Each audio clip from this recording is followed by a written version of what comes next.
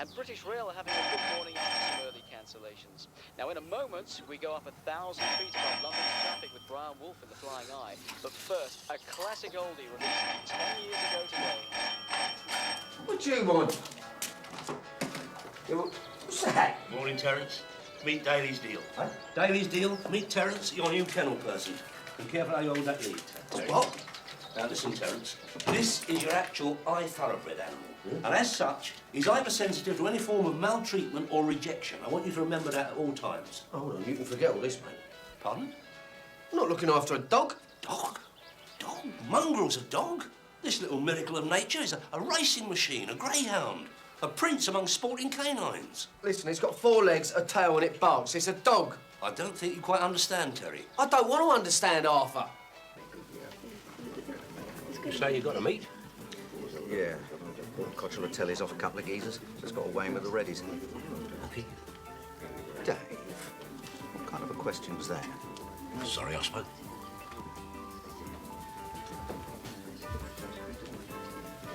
Hello, chaps. You found it then? Yeah. How's it going, Tasty? All right? Scratching a few pennies here and there, you know.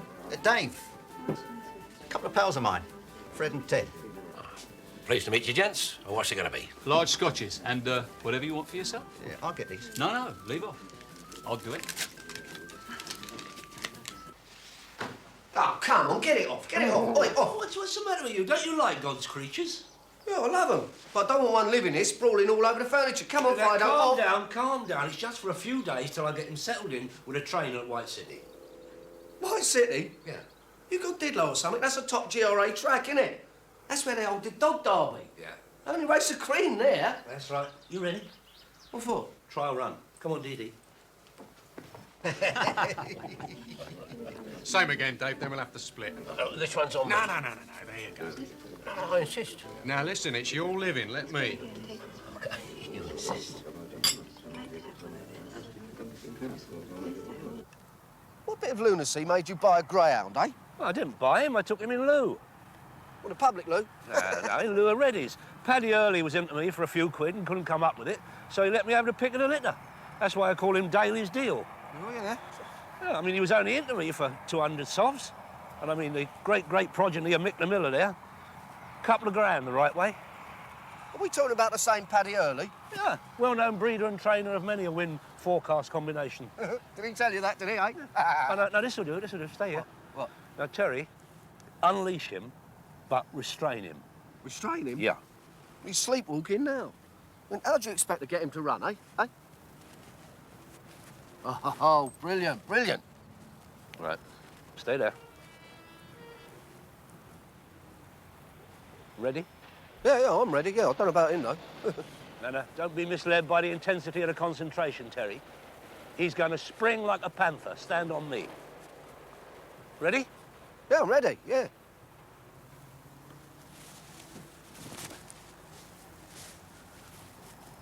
Kill!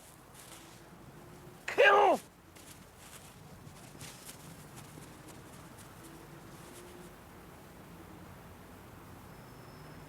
He's still ready.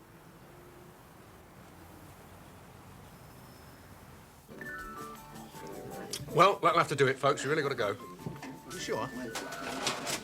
Oh, yeah. About the other. Well, blimey. Reason you're here. Sorry, chaps.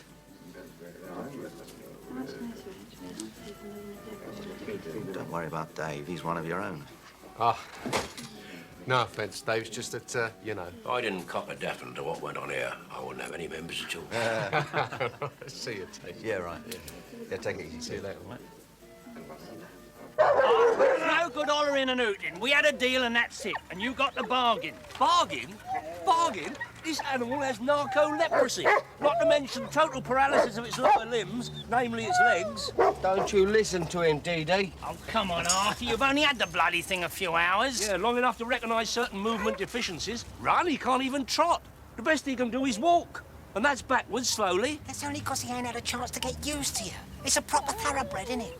They're highly strained. You have to give them a bit of time. Time? Listen, Paddy. Down, Fritz. Arthur, All the dog needs is a bit of care and attention, and it will be a flying machine. You take my word. And if that don't work, tuck a bit of mustard up its tuckers. That'll make it shift a bit lively. Tuck a bit of mustard. Good grief, Paddy, what are you suggesting? What's he feeding it on, Till? Tennis balls. Looking forward to this, are you? Ooh. Come on then, son. Here you go. Go on.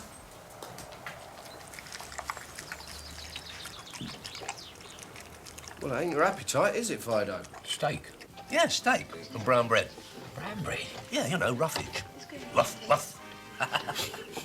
Hey, I'll tell you something else Paddy gave me a tip for.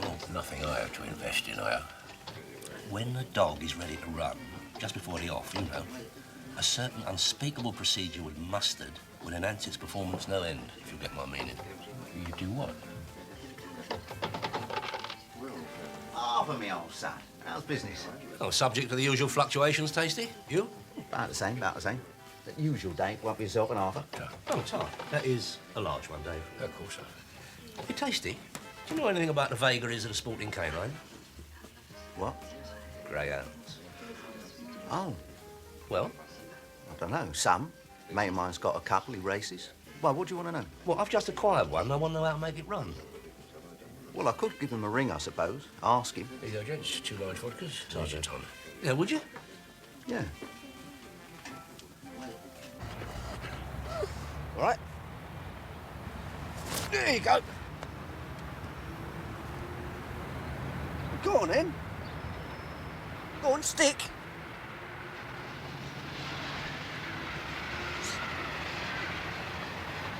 I'll go.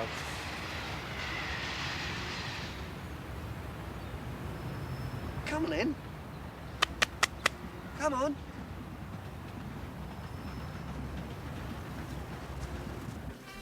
Yeah, might be interested. How many?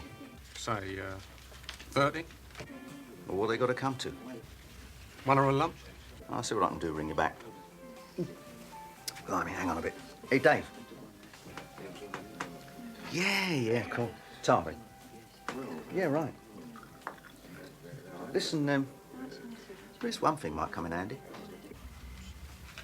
What is it? 3. Nice, gentle start.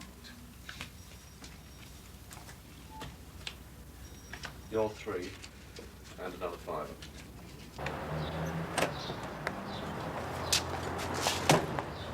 Hello, Charlie. Ronald? Keeping you busy, are they? Things are never exactly slack in this job, are they? I don't know. What, you got a heavy caseload, have you? Who hasn't? Well, I've had a bit of a result this week, Charlie. I practically cleared my desk and secured a couple of convictions as well. Really? Things are always easier when your prospects volunteer written confessions, ain't Ronnie? Well, as you are up to your ears in it, I won't keep you, Charlie. Oh, if there is anything you need a bit of help with, let me know. Always happy to help out. Come on. Did you hear that? Did you hear that? Sorry, Gov. What is that? Need a bit of help. Bloody arrogance. Well, if he says so. Do you think it'll work? Well, so Ted says. He knows a bit about dogs. That was him in here yesterday with his partner, Fred. Oh, yeah. Seem like an all right couple. They ain't from round here, though, are they? No, they're from over the water. But I've done a few trades with them. A couple of your own, you know what I mean? Well, they seem proper enough. Which makes me think, Arthur, you, No, you wouldn't be interested. Interested in what? Well, when I was on the blower just now about your dog, Fred happened to mention he'd got a little parcel on offer. Yeah, well, look, I'll just get a couple of drinks, you know. Oh? And what might that be? Video recorders. Video recorders? Terry! What's the meaning of this? Meaning of what? Hello, Tasty. Putting what pedigree racing hound in a place like this? Oh, we ain't fussy. Should have seen what we fancied in the park. Ugh. Give us half. Coming up. What you fancied? You haven't been letting this animal drain his natural energy, have you? But he don't even know what his legs are for, let alone the other. Cause a serious setback in his training schedule. I suppose that cigar's not going to do him any harm, no, eh? Is that it? Yep, that is it. Well, he's got nice eyes. Shame about the legs. Sorry, Tasty. You were saying something about these video machines. Oh, yeah, you interested? Well, it depends how many and how much. Well, they got 30 of them. They? Fred and his pal. They're asking a 2 apiece. I'm not interested. And don't worry, I know I can bid them down to 1.5. These ain't your cheapie models. They retail at over 6 in the shops. I'm interested. Hold on. What's the history on these video machines? What's the what? History? Geezers they know with a long firm, unloading his stock before the creditors move in. In other words, a rookie. No, not really. No, it's like bankrupt stock that's innocently sold off before the receiver steps in. It's right, isn't it, Arthur? Yeah, perfectly normal business procedure. I mean, all your respectable defaulters do it. Oh, yeah. So who are these 2 pals of yours, then, eh? What, Dave knows them. Here, Dave, here a minute. Oh, they are cash customers. So, Well, of course I'm interested. Tell me more. When is this going off? But you will let me know, won't you? Well, it'd better be right, because I've got to tell you, you're well overdue, my son. Well overdue, if you take my meaning. You know how to get in touch. Good news, is it, Gav? Could be, Jones. Could be. Oh? What? Nothing. Just wondering, like, you know. That happened to be a personal informant of mine who's been intelligent enough to give me some interesting intelligence about a little firm knocking out bent videos. Know them, do we? No, not yet. But we will. We will.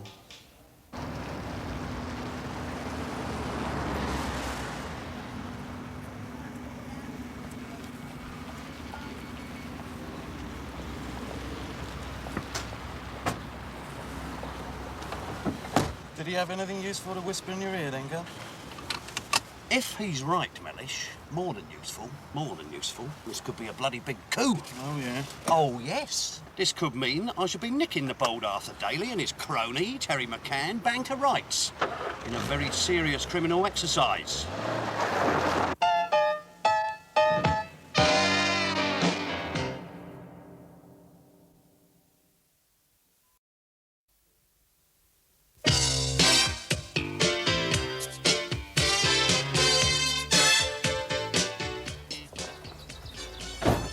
Don't think he's sick or something, do you? well, you know what Paddy said. He's homesick. I mean, he'd tell you himself if he could talk. He can't talk at all, can he? Not if he's got no woof to his mouth. Please, Terry. Jokes in bad taste are not good for his morale. You never know, it might make him run away.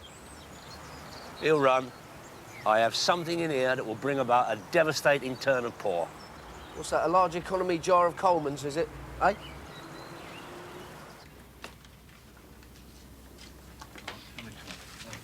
It's okay, it's a Palomar. All right? Yeah, fixed up a meet. He shouldn't be too long. You meeting him here? Yeah. I don't see why this little bit of business should interfere with DD's trading schedule. You sure you know what you're getting into with this video deal? Yeah, they want to sell, I want to buy it. What's the problem? You don't know the geezers, they could be anybody. Well, Tasty's done business with them. Yeah, well, I've always had him down as a bit slippery and all. Nah, that's just his way. Anyway, Dave says they're proper people. What, on the strength of one drink? Look, what are you worrying about? What am I, a mug or something? What do you mean, he wants a sample? Well, it shouldn't be a problem, should it?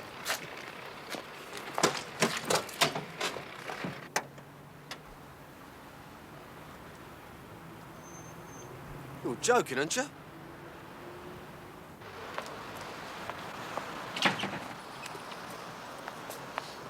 You will try not to mark, damage or abuse it, Fred, won't you? Don't worry, Harry, it'll be safe. Thanks, mate. Yeah. Just bring it back intacto.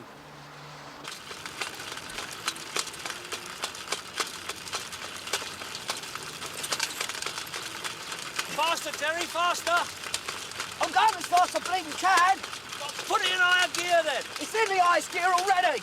What? Oh, no, it's bleeding ridiculous. This spool's too small. Look, it was all ready to spring forth when you stopped.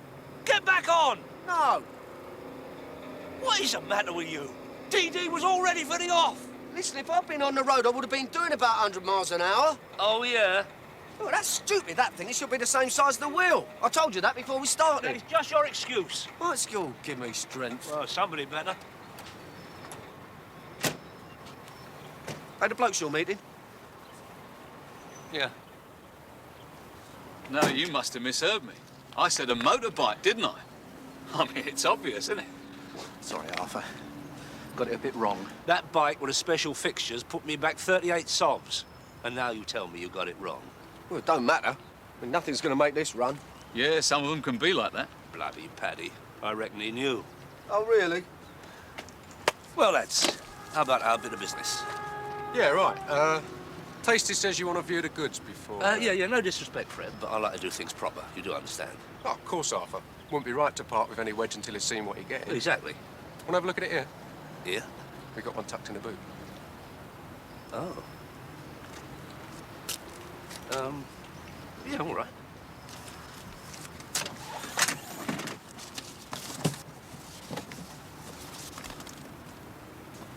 Yeah, it looks like the business. What do you reckon, Terry? It's all right, I suppose. I don't know. 20, eh? 30. I thought Tasty was having 10. Oh, I had to stick some dough into something else, Arthur. I can only take 5. If you want the rest. Well, I'll tell you what, make them a 1 or a piece and I'll take them. No, forget it. I mean, we've got to get our bit out of it, haven't we? I thought you said he'd agreed a price. Yeah. That's what I thought. Come on, Fred. I ain't being pissed around like this. Bernie said he'd take half of them, and for what we're asking. Yeah, you're right. Still want yours, don't you? Yeah. Yeah, right, we'll sort it out later. Now, hang on, chaps, don't let's be hasty. I'm sure we can come to a compromise on this price. How about 1 1/4? Excuse us a minute, mate. Yeah. What are you doing, Arthur? That's going to make me look a right mug, isn't it? Don't be soppy, Tasty. I'm doing you a favour. They'll think I'm a right mug if I don't bid, won't they? If you want my opinion, I think you ought to forget the old bleeding thing. Yeah, well, we don't want your opinion. I think when it comes to business decisions, I make them. Oh, yeah? What, like the double-screw deal you did with Paddy earlier, eh? Don't worry. You will be paying a visit to Paddy. Will I? Oh, yeah. Make it 135 a lump and they're yours. 130 and you've got a trade. OK.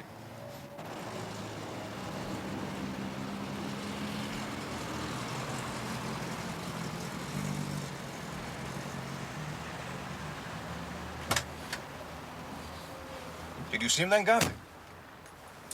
I did, yes. Oh? They'll be at it tonight, and so will we. Not much to go on, is it, though? Couple of Christian names, no descriptions. No matter. It's a bonus. Oh? Guess who the buyer is? Right. Ta very much. The result, Gav? The right result. Daly and McCann are as good as holding hands on the exercise yard in the scrubs.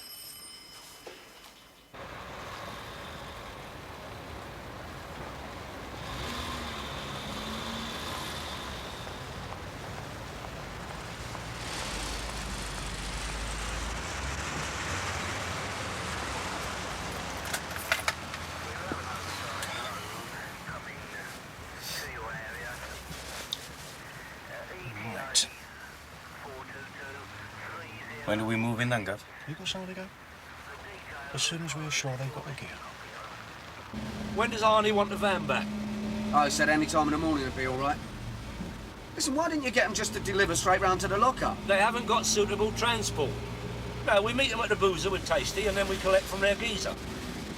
You sure this is kosher? How can it not be, Terry?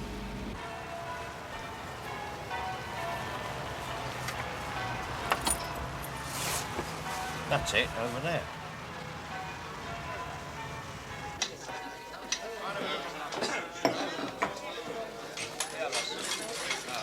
Cheers. Cheers. Cheers. You sure he'll show? Of course he will. Loves a deal, Arthur, doesn't he? Direction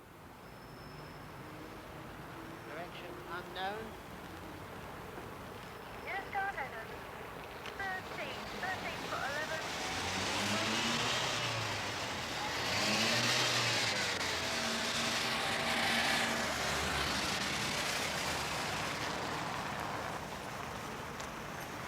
We've found the landing. Imagine Charlie Chisholm's face when I walk into the station with both Daly and McCann on a lead. There'll be one up on Sergeant Lightcut If you collar them, what'd it go? What do you mean if? They're as good as nicked. Right. Shall we get going then? No point in all of us schlepping round here. You take Terry to pick up the parcel. We'll dwell here till he gets back. Is that all right with you, Arthur? Certainly, Fred, yes, certainly. Tasty? That suits me. As long as we don't have to hang around too long. I've got some other business to see. Right, off you go then. All right. No, come on, off. Let me finish my bleeding drink first.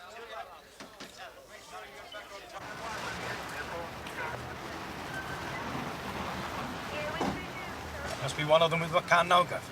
Don't get overexcited, Jones. They'll be back.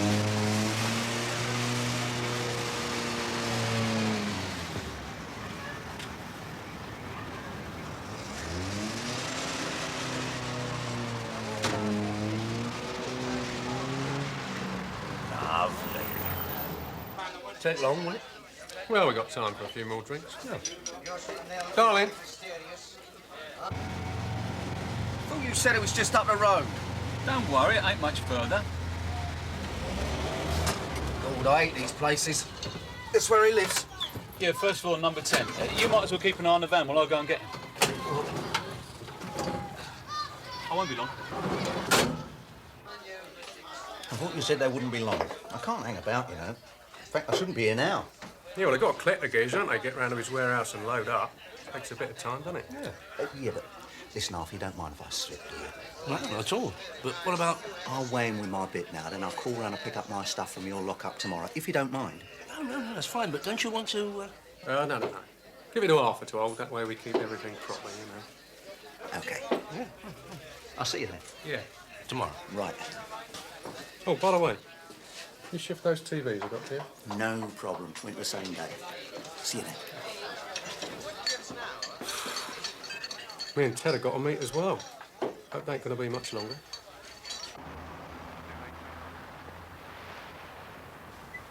Wait one. Motor car. Concerned in an armed hold-up. You found abandoned preserved vehicle. 49er.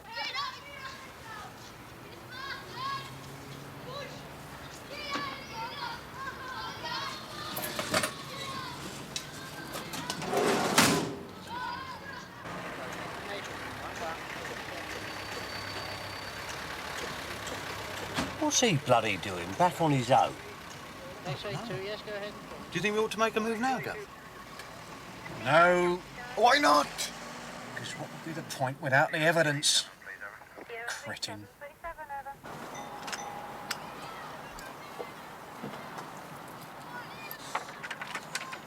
Hello? Oh, sorry to bother you. Can I have a word with Ted, please? Ted who? Ted, he just came up here. About my height, fair curly hair. I think you got the wrong flat. There ain't no fair curly hair bloke here. In fact, there ain't no bloke here. No, he definitely said number 10. Well, you're certainly welcome to come in and look around. Well, maybe some other time, mate. Sorry about that. Hey, what's the matter? You prejudiced or something? Puncture? Yeah, about a mile up the road. It was a front tyre as well. I thought we was going to smash into this post box, but we didn't. Everything's all right in it. I mean, we won't damage none of the... No, they're all right. Mind, I'm glad Plod weren't about to make themselves busy.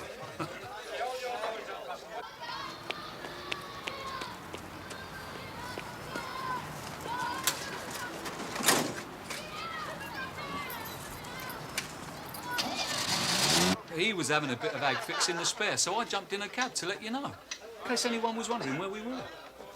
Mind you, it's a bleeding nuisance. We're supposed to be over the other place about now. Yeah, you're right. Hey, but what about... It's OK, we'll jump in the motor and drop you off at Terry in the van. Oh, right, we'll just finish this. What about the, Oh, yeah, nearly forgot. You got the dough, Arthur? Dough? You know, for the... Oh, yeah, it's all there. Well, give it then and let's get going.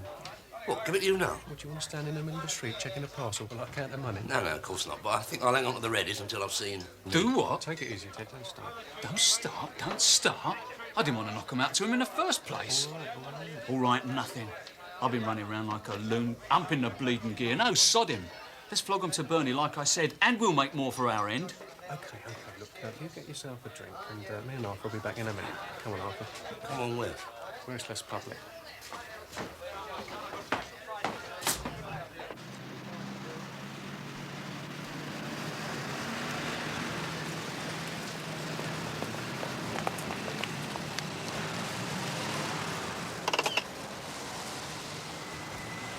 Sorry about that, Arthur. Ted's as good as gold, really, but he can get a bit violent if he thinks people are taking liberties. Yeah, I'm sorry, I didn't mean to upset him.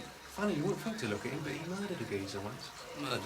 Yeah, but he had a result, got it reduced to manslaughter. Only ended up getting a 5. Right. Look, it's not that I don't trust you, understand, but just to keep him happy, if you want to just let me check the dough. Oh, yeah, of course, you put it like that, and why not? Only if you're sure. Listen, Fred, without trust, there'd be no trading, would there? Now, there's Tasty's bit. And there's mine. I'm sure we'll find this all out. I'm sure it is, Arthur. Look, I just want to take a quick... Yeah, I'll be out in a minute. It's all right.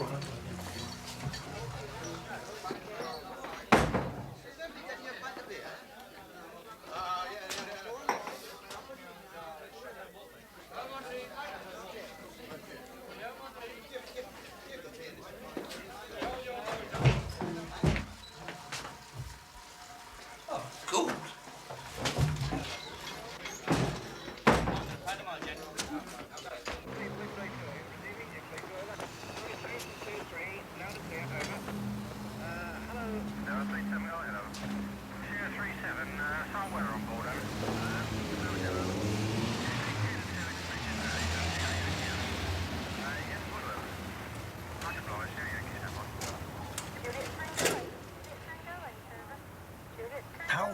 No, wait till they come out.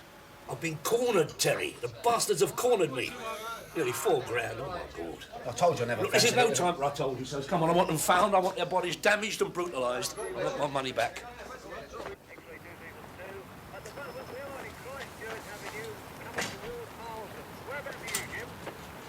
Right. Go. Now!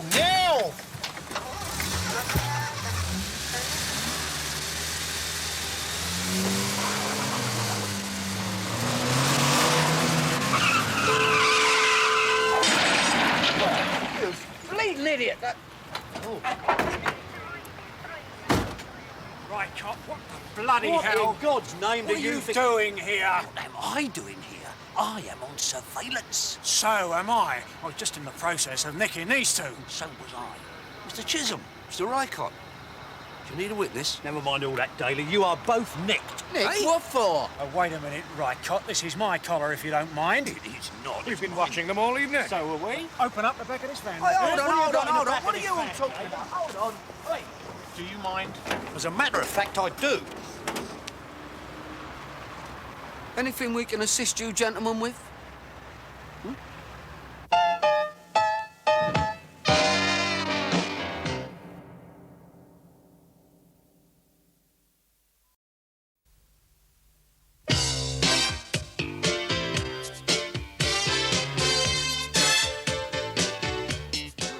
It's always the same these days. You can't trust anyone, not even your so-called friends.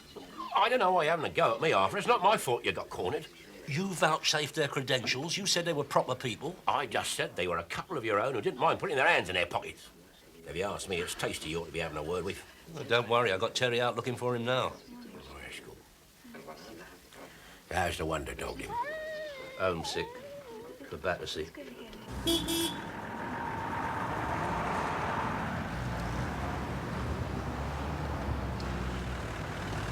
Right. Terry. Yeah. Just on my way round to Arthur's lock-up to pick up my bit of gear. Good, because I'm going to work with you. What about? What about? I'm talking about $3 grand's worth of non-existent videos that you sold Arthur. Non-existent? What are you talking about? Just get in the motor, eh? Are you telling me you didn't collect? Just get in the motor. You must be maltreating him somehow. Maltreating him? This dog of dogs has had more steaks stuck in him than Dracula. Overfeeding it, then. Listen, this animal you foisted on me will not run. It is immobile. This is a stationary dog.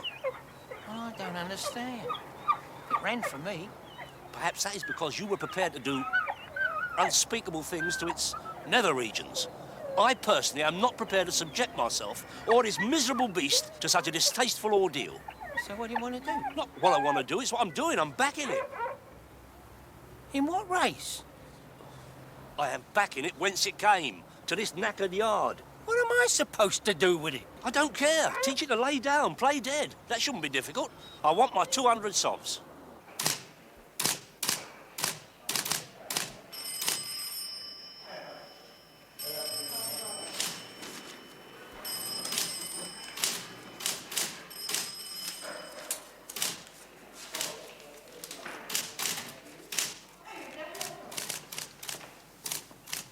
Fancy a cup of tea? Aye, all right.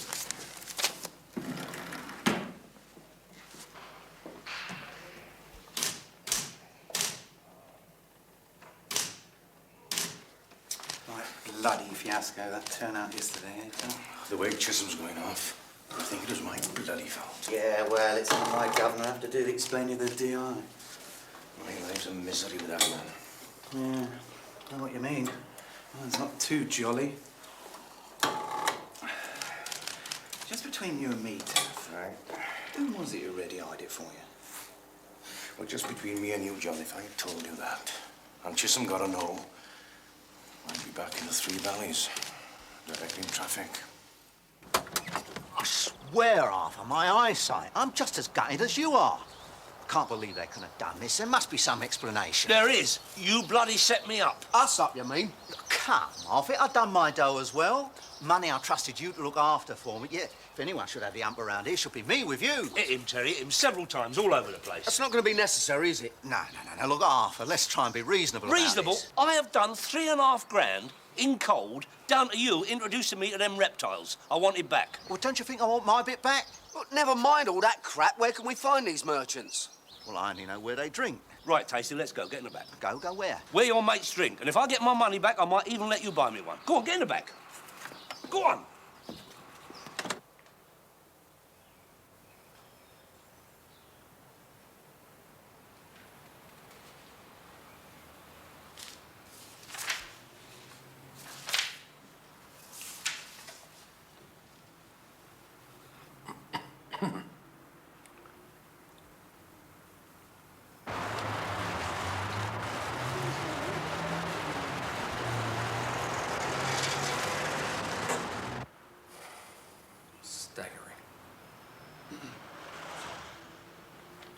Worthy of the deepest contempt. Bloody farcical. An exercise of mind-boggling ineptitude. What the hell do you think you both were doing? Well, as I have explained in my report, sir... All you have explained, Sergeant Rycott, is a remarkable aptitude for ignoring police procedure. Well, actually, sir... The same goes for you, Chisholm. Well, sir, if I... Haven't we got enough real villains running around this division free without you wasting valuable police property and time on independent crusades after petty suspect characters like Daly and McCann? With all due respect, sir, if that information had proved correct... But it wasn't, was it? Well, no, sir. And who are these mysterious informers whose identities you both seem at pains to hide? Well, actually, sir... The days of police officers keeping the identities of their own pet grasses to themselves are over. Do I make myself clear? Absolutely, sir. Oh, yes, of course, sir.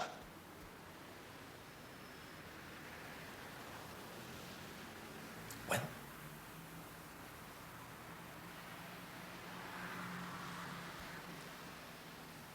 Actually, mine was anonymous, sir. So was mine, sir. So was mine.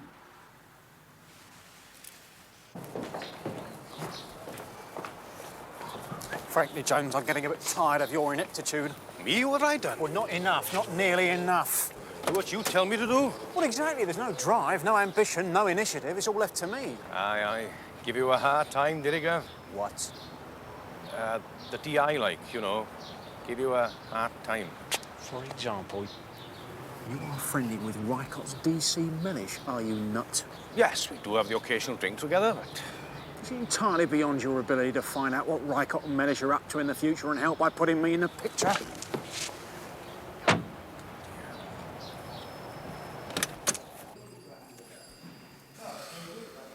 Did you glean anything from Jones? Like what? Like what is Chisholm's grass called? Like what is their next move? Well, he's very loyal to his governor, actually, Gov. So, what's our next move? Find that bloody grass of mine and try and discover what the hell went boss-eyed yesterday. We've been here long enough. Where are they? How do I know, Arthur? I'm normally in here every day. This is ridiculous. Oh, look, if you've got a bit of business to do, how'd you contact them, mate? I've got a number, and I. Well, why didn't you say so? There's only certain times of the day you can ring it. Might be all right now. Come on, get on.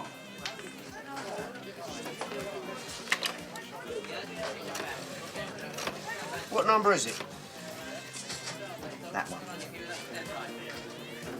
Write that down. Good thinking, Terry. 26.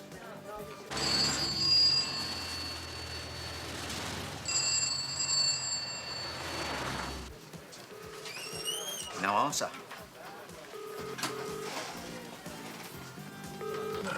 What now? I'm bursting for a leak. Go with him. No, it's all right. There are no windows you can slip out of in there. You sure? Listen, we can't keep hold of him indefinitely, can we? So why don't we just let him shoot off and I'll follow him a bit cunning, like, see if he is stitching us up or not. Well, he likes a bet, Garth. What about that shop he generally uses? Spare me your pregnant suggestions, Jones, please.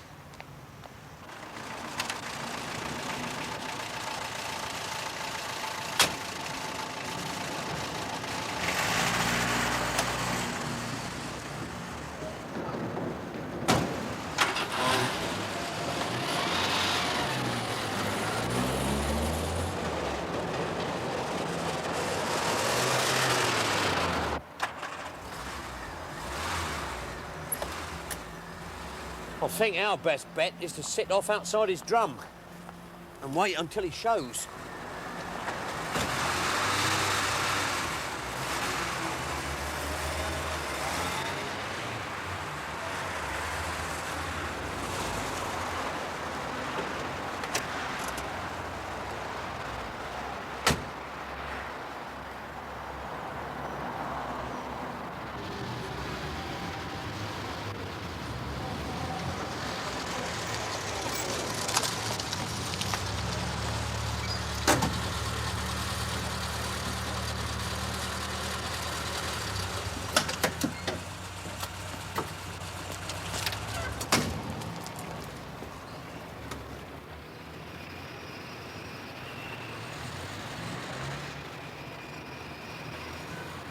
Then I'll give him the moody phone call to the telephone box. He well stood it, didn't he? Done him like a kipper. Yeah, well, you want to stay convincing if you don't want to spanking off that Terry.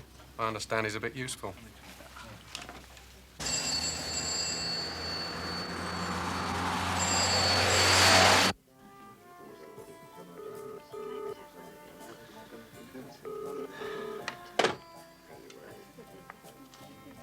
What you going to say to him? Can we meet at a place of your convenience? And can I have my money back, please? They're long gone, Arthur. Dave, your positive pessimism is a constant source of comfort to me. Well, maybe Terry will get lucky. I sincerely hope so. I'll never be able to hold my head up on the manor again if they get away with it and it gets about. You leaving? Don't want to. Got to. Webbed up with her indoors. Staying overnight with the in-laws. God give me strength. If Terry shows, I'll be back in the morning. I'd shed him. Drive carefully.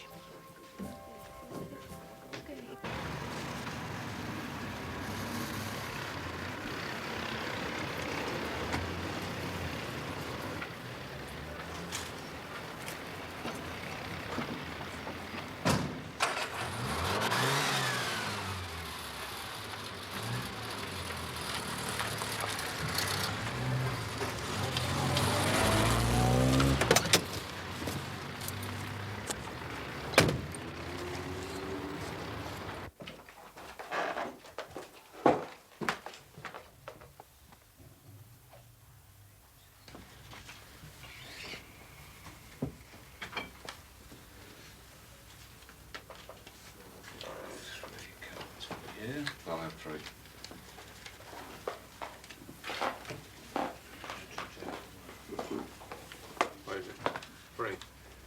Nice. It's gentle, isn't it? I'll have 3. You're 3, and another 5. Yeah, we'll go on it.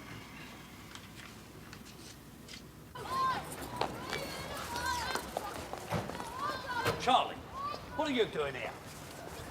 What are you doing with this man, Rycott? Well, I don't suppose it matters very much now, Charlie, but this is my grass, Tasty Tim. Oh, no, he's not. He's mine. I can explain everything.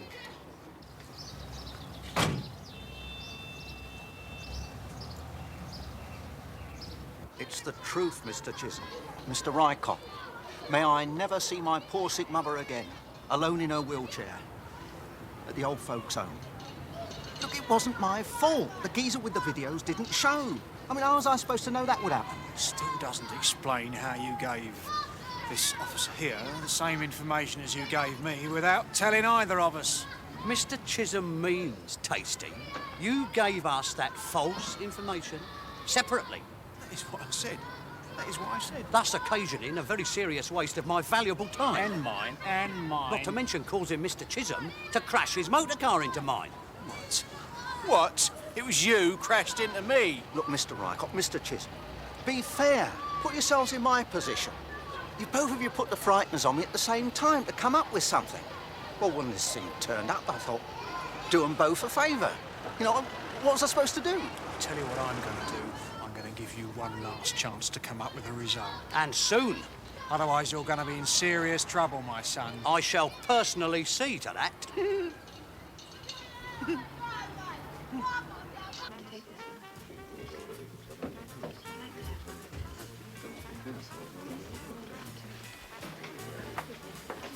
Hello, Taff. Hey, what you doing here without Mr. Chisholm on your arm? Don't mention that name. I'll have a large scotch, please, Dave. Followed quickly by another one. Not that, is it? The last 10 minutes, and then 2 goals in with apparent lead. Wallace taken, past, a long drive, it's got to be a Oh, yeah!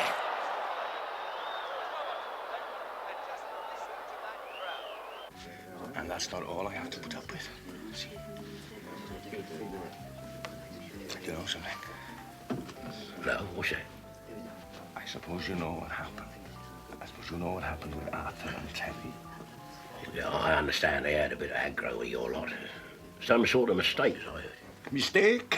Mistake isn't the word for it.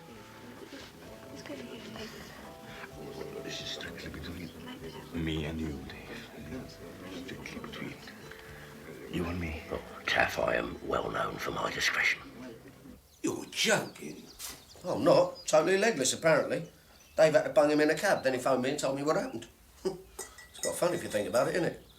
Tasty having them both over. That's not funny, Terry. Back of night, little ratbags had us all over. Yeah. And according to what Jones let slip today, he's being pressured to put us on offer again. Yeah, and his 2 pals. I want to see him in intensive care. What?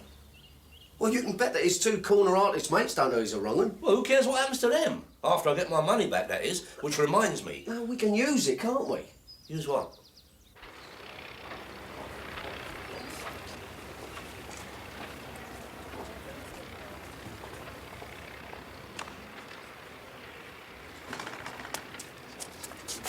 Here we go. Oi! Come in, Sanson. All right, I'll break your arm, or I'll break his legs, or you give Arthur back his dough, all right? Don't get excited. We can sort this out without getting physical. Can we?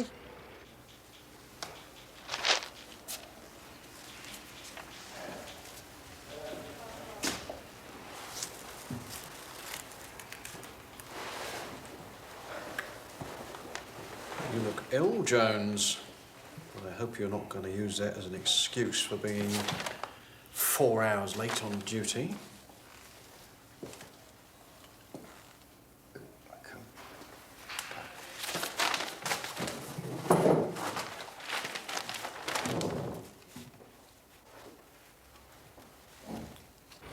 We all hustle for a living, Arthur.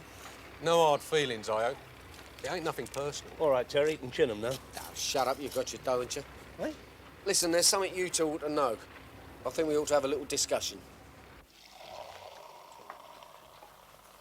Tasty, a grass? Not only did he set Arthur and me up with you two, now he intends to set us all up to be nicked. Well, we better do something about that then. Hey, Fred. Right. Well, what's my part in it then? Well, Fred's gone to get the mug now. All you have to do is stand the van with a bit of gear. Yeah. Fred and I turn up with a mug and we do the usual. Show him the gear, agree a price and, well... Yeah, well, like we done with Arthur. Right. Go on, get him.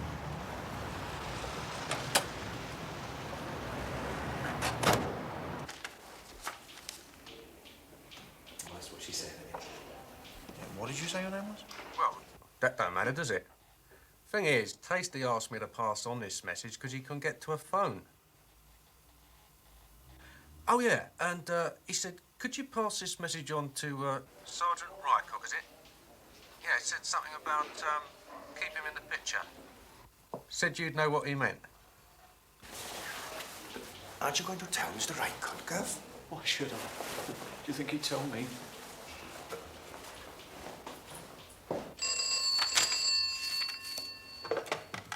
Sergeant Rycock. Yes? I see. Oh, yeah. And he said, could you pass this message on to Sergeant Chisholm, is it? Yeah, that's right. Well, I think... Don't think, Mellish. It's out of character. And besides, I can't tell him if he's not here, can I?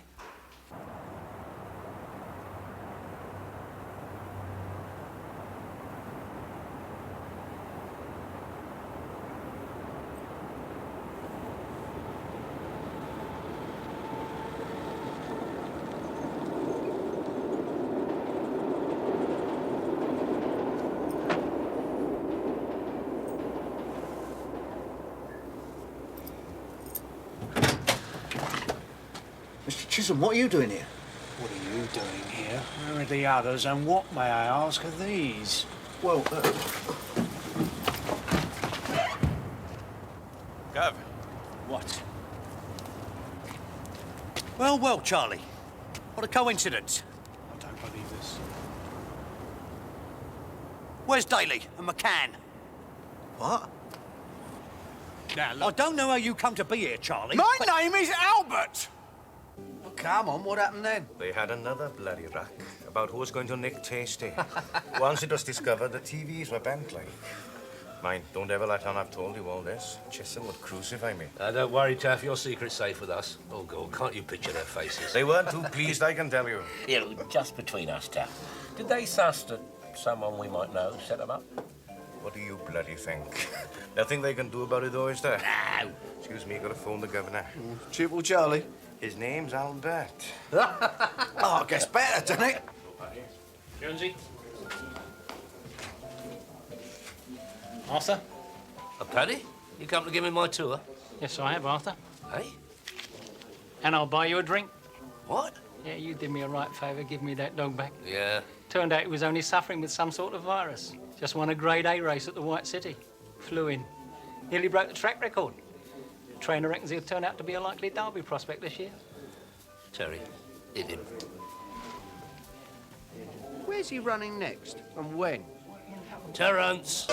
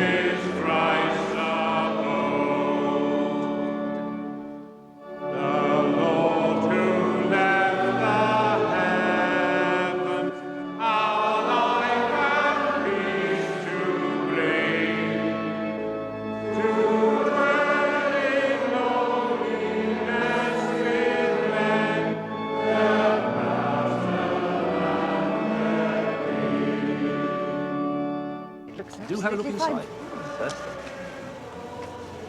Oh, yes, it looks very nice. Yes, it's very clean, isn't it? Yes, yes, we try to keep all our cars very clean. Yes, well, I think it would be... That often happens, Mrs. Hurst. No, don't worry, don't worry. Terry!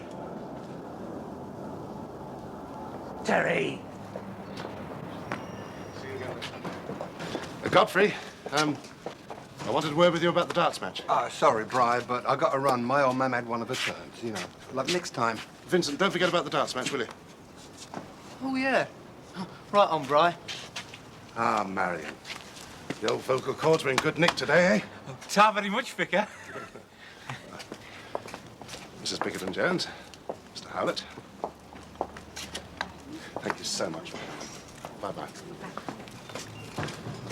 I want you two at the darts match. No bunking off, OK? No sweat, Padre. Bye-bye. Thank you for coming. Thanks very much. Bye-bye. Mr. Redwood,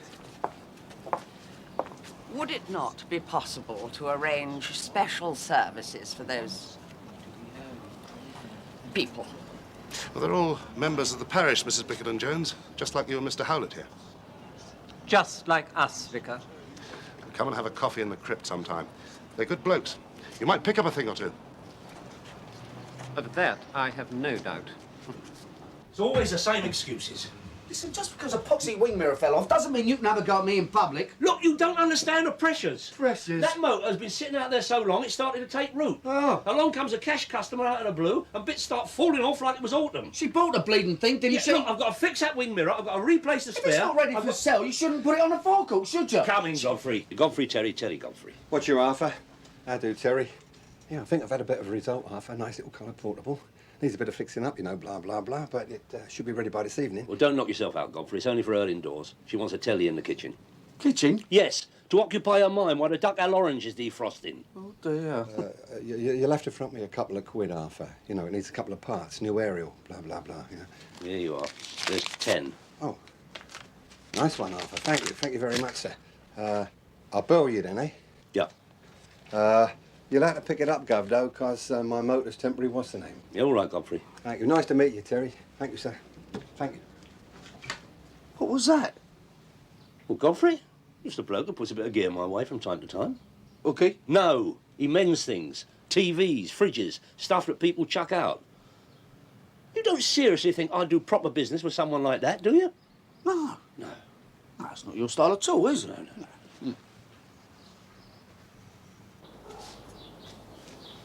Hurry up, Vince. It's all right. He ain't here. All right. All right, come on. Come on. Let's move to what's the name? Only if you ask proper. Would you please move to what's the name?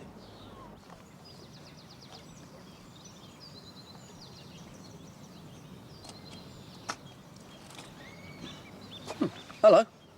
Brought my car, have you? I don't know, did I? It's my 18th birthday present. Ah, lucky you. Poxy heap. I wanted a Golf convertible. Yeah, well, it's a tough life, isn't it? That is your part of the registration document, and if you'll be so kind as to sign the receipt. What does as seen mean? Oh, that's just legal jargon. Means you've seen the car you're buying.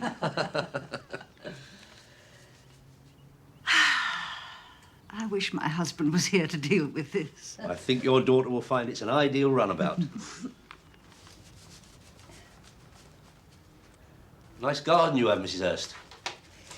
Yes, but a bit featureless. I was thinking of having it landscaped. Oh, yes. But the estimates I've had are outrageous. Well, everything's the same these days, isn't it? As a matter of fact, I had one this morning. I thought it must be a typing error. Gordon Bennett. I'm standing there, and she says, I want a pond over there and a rockery over there.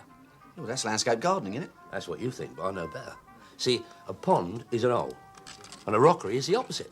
Eh? A rockery is a pile, you pillock. You dig an hole, there's your pond. Yeah. You dump the muck from the hole a few yards away, garnish with a well-chosen rock or two, QEV, there's your rockery. And geezers charge thousands for this. Yeah, but they're geezers what know something about gardening, Arthur. Anyway, what's she going to think when a dodgy car dealer suddenly turns up and says he's a dodgy landscape gardener? Not so much of a suddenly. I had the presence of mind to mention my interest. I left the door open. Yeah, but who's going to dig this hole, eh? Oh, don't you read the papers? There's millions out there looking for a fair day's work for a fair day's wage. Exactly. So who's going to work for you, eh? A few more mugs like you. Geezer for you, Arthur. Thanks, Dave. Hello? Who's that? Oh, hello, God. You're joking. No, that's all right, No, we'll be there. Yeah, bye-bye, God. Come on, look lively. Little job. No, I'm not digging any ponds. No, of course you're not. You're going to help me pick up a colour portable. No, I don't just mean now, I mean ever. There is no such term as never, Terence.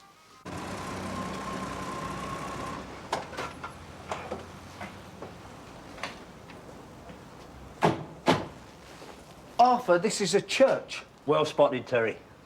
I see. God's branching out into electrical goods, is he? No, they got a darts match on or something. Darts? Do anything to pull the punters these days. It's Godfrey there. It's Arthur. One of those trendy sort of vicars, is it? Open the boot, will you? All right, Godfrey? Are you Arthur? Hey? Yeah, open the boot, Terry. Give me a hand. All right. Get songs of praise on all 4 channels, do you? Ba-boom. Be careful. Excuse me, gentlemen. What? Oh, my God. Not quite. Bit disappointing, eh, Godfrey? Yeah, I'm double choked, Brian, straight up. Not least for my good lady wife, who was looking forward to David Attenborough. What can I say, Brian? I mean, I was tidying up in the vicarage and doing a bit of dusting, blah, blah, blah.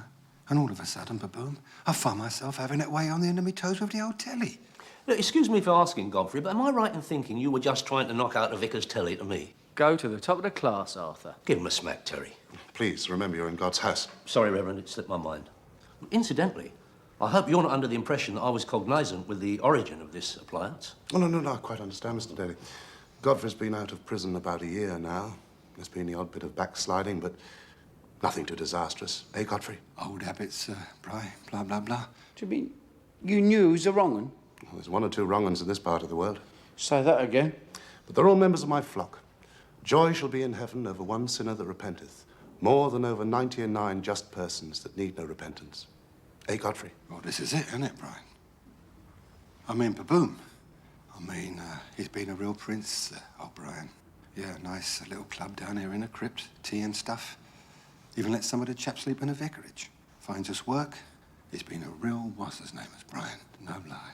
I think we should introduce Mr. Daly to some of the blokes. Eh, Godfrey? Oh, my goodness, is that the time? Oh, you can spare 5 minutes, Mr. Daly. I can't tell you how important it is to introduce these blokes to the more law-abiding members of the community.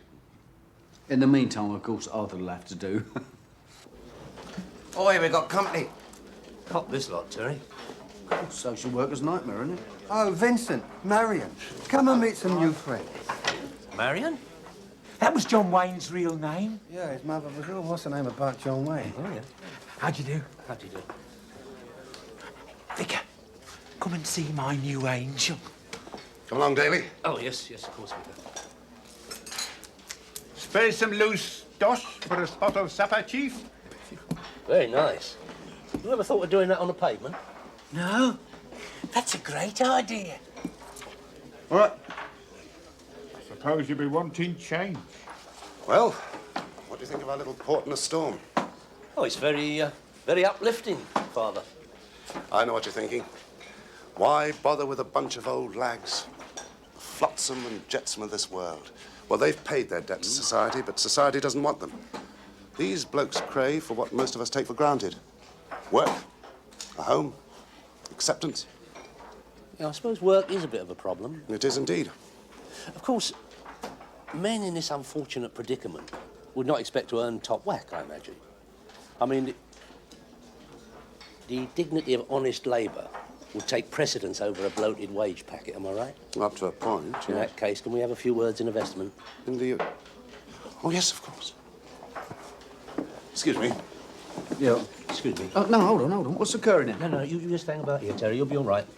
You're amongst your own. No. Forget it, that's all. Look, Terry, will you listen to me? No, you listen to me.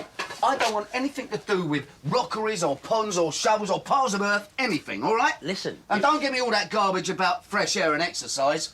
Be wet and muddy and a bleeding disaster. Because I don't know anything about gardening. And neither, by the way, do you. Terry. No, no, no. Look, you don't have to do any digging. I am hiring a team of first-rate artisans to do that. Huh? You just sit around drinking cups of tea and reading your paper, just like you always do. Do what? It's good old English man management. They dig, you don't do nothing. And for this, I cut you in a third. So when Mrs. Hurst fronts me 1,500, as agreed, you're already up half a K. 500 quid up front. That's right.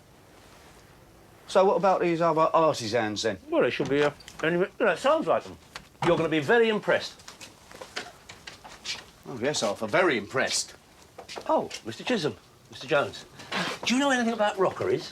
No, he knows a thing or two about planting, no, don't you, eh? I'm not in the mood for badinage from the likes of you two, so pin your ears back and maintain an attentive silence, because I'm about to do you a big favour. What, early retirement, is it? Tell him, Jones, before I jump on his head. We've got a bit of an epidemic on our hands, eh? A housebreaking epidemic, 1 or 2 a day. Right thorn in the flesh. Mr. Chisholm here's getting all manner of stick because we can't bloody catch 'em, see? Jones. Mr. Chisholm, I hope you're not suggesting... I'm suggesting, all right, and what I'm suggesting is this. You better be dead cautious about any bargains coming your way daily, particularly in the way of televisions, hi-fis, food mixers, other electrical equipment commonly found around the home. So we'll take a little nose round now, and we'll be back again tomorrow, and the day after tomorrow. You expecting some sort of delivery, Daly? In a manner of speaking, Mr. Chisholm, yes. Yes, it's daily delivery, isn't it? Thank you, Mr. Jones.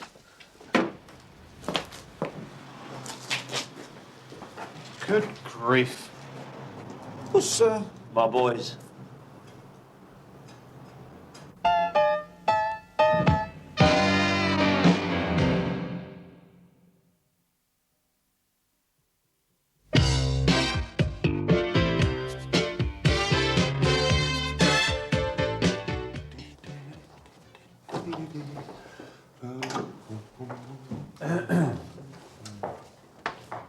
Ah, Sergeant Chisholm. The good Constable Jones. You've just missed Matins. Oh, dear. Anyway, take a pew. No, this won't take long, Vicar. I hope none of my blokes have been straying off the path of righteousness. Not exactly. What a sort of foreboding, Minister. Oh, very apt, Mr. Jones. Thank you. Godfrey Taylor, Marion Jennings, Vincent Green, Cedric Saunders. I have very good news for you concerning these gentlemen, Sergeant. Oh, really? Oh, yes, indeed. All of these gentlemen have started full-time employment this very day, under the auspices of a well-intentioned local businessman. Oh, the blokes are as chuffed as hell. Well, they're jolly chuffed. And would this businessman be one Arthur Daly, by any chance? Yes. Yes, that's a bloke. Jolly good sort. Oh, yes. More than happy to employ them, despite their unfortunate track record. Positively leapt at the chance. Did he indeed? Case of the blind leading the blind, eh? I think I should put you in the picture regarding Mr. Daly. Daly's right, the current Iversy.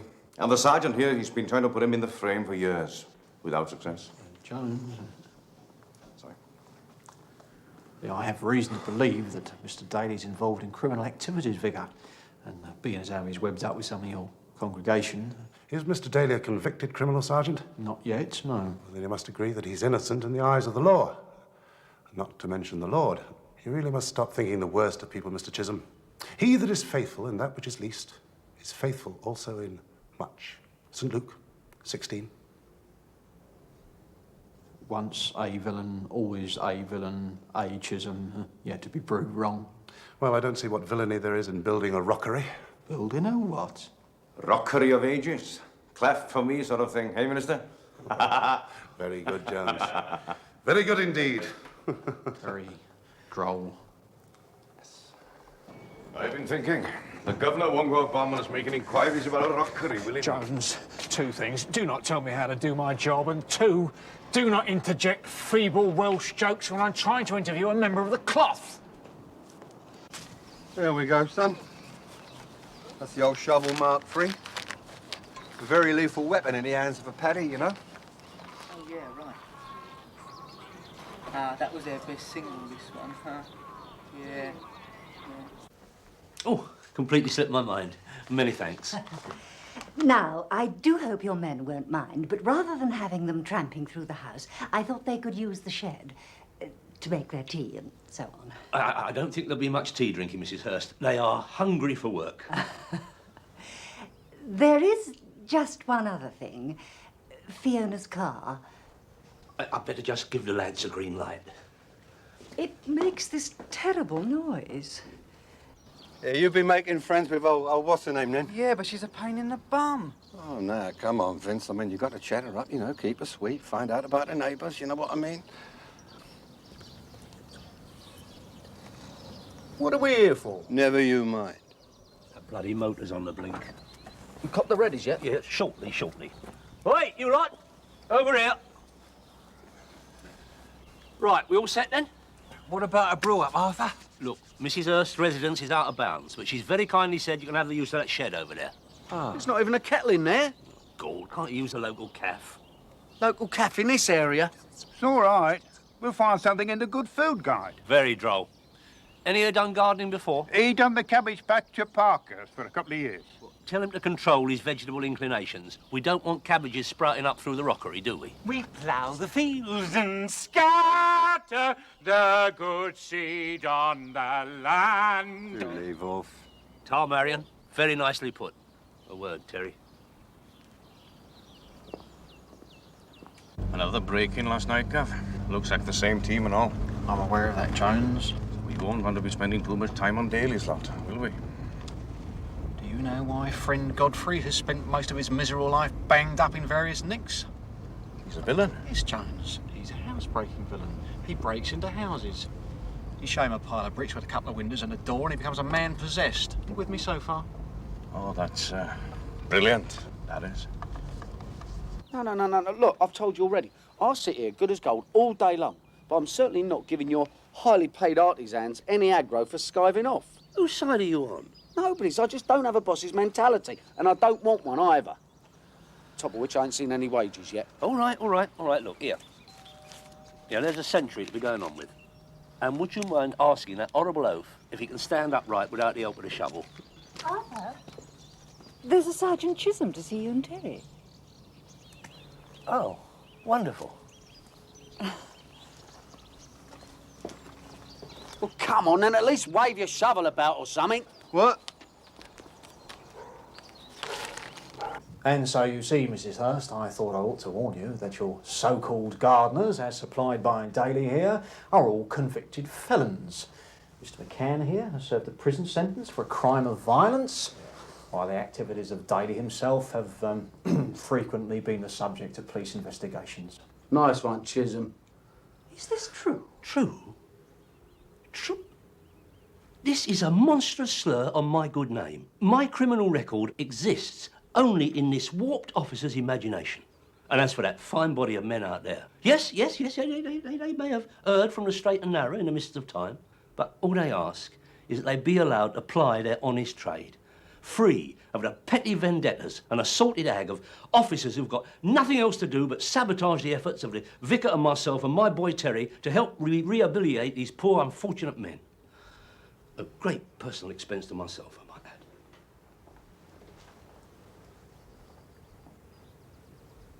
Madam, I can only repeat that it is my professional opinion that these men represent a serious threat to your possessions and property.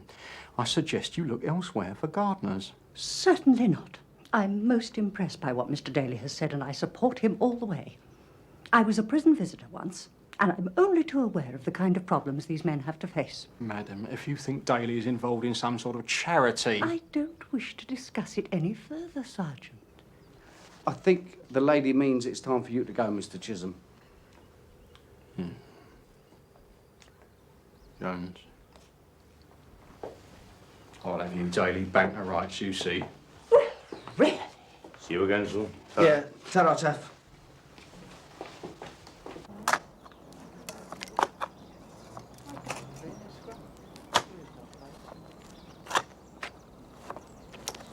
Next door's on their holidays. Oh, yeah? My mum's got the key. water the plants or something. Oh, yeah? Fiona says I could go with her and watch their video. All right, mate. Hush up. Godfrey. Right, Till. Ah! Hey, Burke. No, right. Till. See, what we're doing here is, see, we're laying out the old hose like that, see? Then we dig around inside it. Ba-boom. And then we've got a nice curling line round the old what's her name? Look, don't try and blind me with technicals. Just thought I might mention that Chisholm's been here. Get away. Yeah, I'm very agitated about you lot and all. Seems to think you're intent on a bit of suburban pillaging. Oh, well, that's a diabolical what's her name, that is, isn't it? Well, don't worry, Mrs. Hurst chucked him out. Very trusting, Mrs. Hurst is, but I'm not. So you'll keep everything clean and tidy, or you'll answer to me, all right? On my life, Till. I mean, on my life. You've got no worries on that score. Yeah. Look, if you want a break, take it now, will you? Arthur's away looking for rocks. Thanks, Till. Lovely to do business with you. Right, stop the car. You've only gone round the corner. Did you hear me?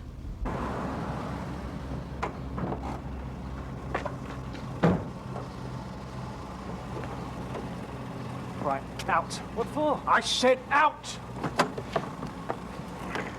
I'm going to check out this break-in. You're stopping here on surveillance. Surveillance? Do you want me to spell it for you?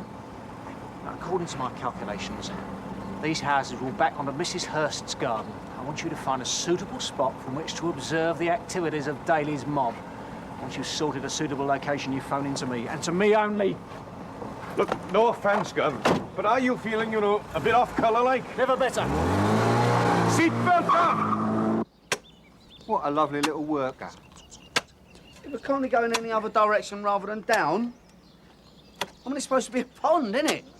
Well, it's going to be 3 foot wide and 50 foot deep. It's more like a bleeding well. Well? Eh? Oh, well, I suppose you're right, yeah. Marion, do you think you can sort of, widen it out a bit, you know, make it a bit more, what's the name? Bleeding kangaroo will jump out of there in a minute. Ba-boom. This is it. Hilarious. Where's Boy Wonder? Oh, we went for a quick, what's the name? Terry, Arthur's on the phone for you.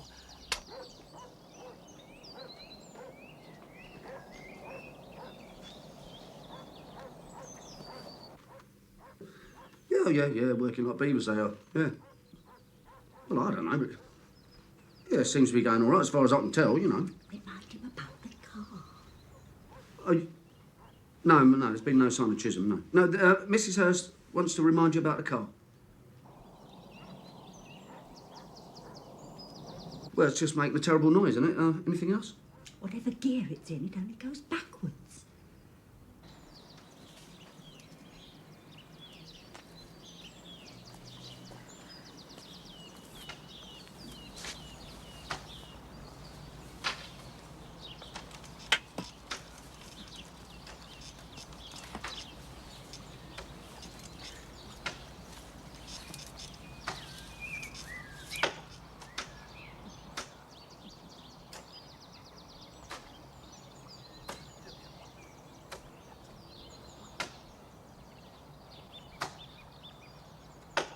Jill.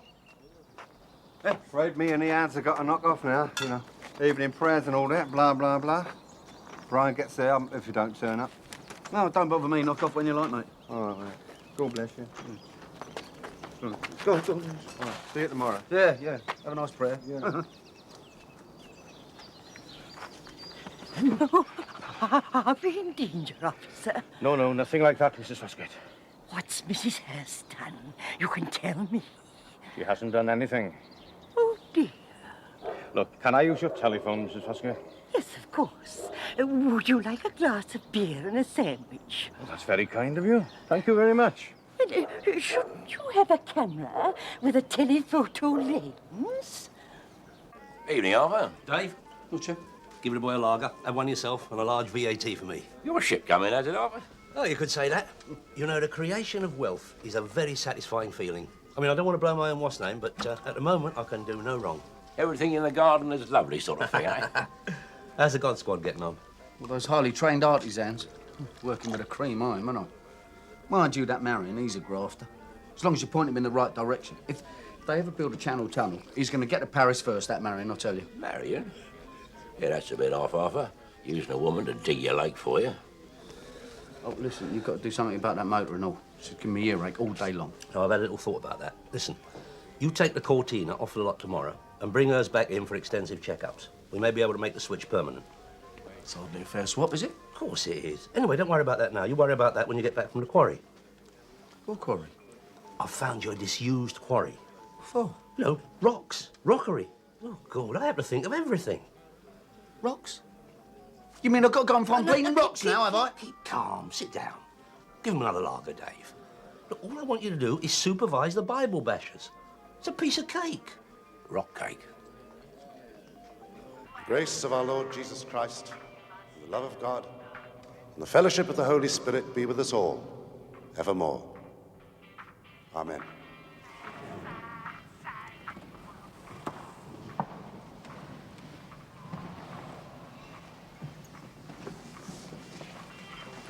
Nice one, Miss. Another cracker from the Rev, eh?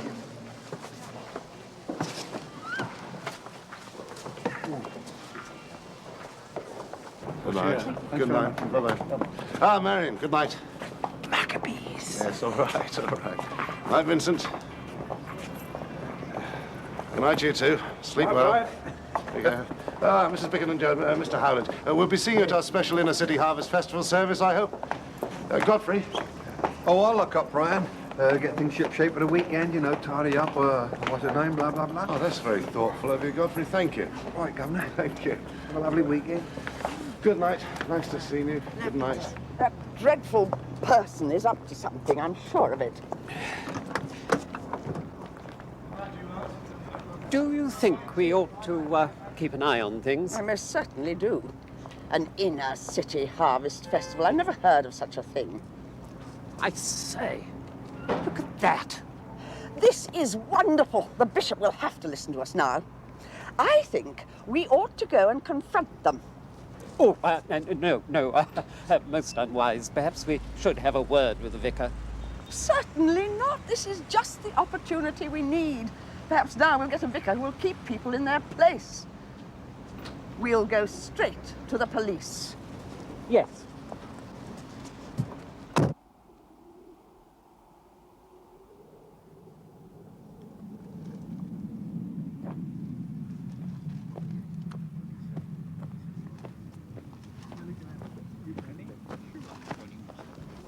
Oh, nice one, Vincent. I'm not supposed to lift heavy weights. There's something wrong with my back. Yeah, well, don't strain yourself on account of me. Well done, Marion, my son. Is this all right? Yeah, well, it's a rock, isn't it? Yeah, chuck it in, go on. Hey, Marion, hey, now, come on, really, Marion. That's really, what's his name? Oh, look at that. Oi, where are you going? Oh, no. Hey, Marion, go and fetch him. Yeah, that's probably paper. Oh, he was a big escaper in his day. Can't break the habit. Oh, you really shouldn't bother, Mrs. Foskett. Any developments, officer? Not as yet, no. Well, you will let me know if there's going to be any violence, won't you? Yes.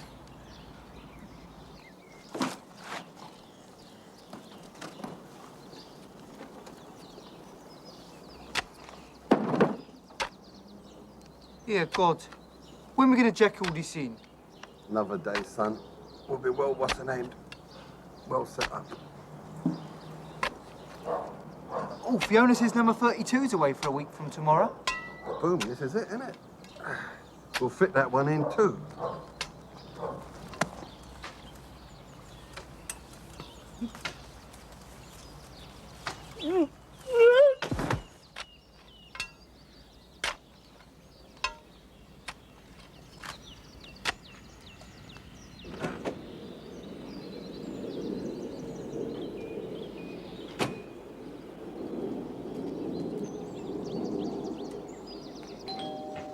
Oh, excuse me. Can I use your phone, please? Oh, yes, of course.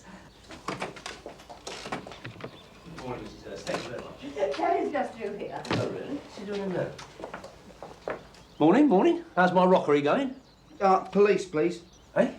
Yes. I want to report a suspicious character in the garden of number 39 Morley Crescent.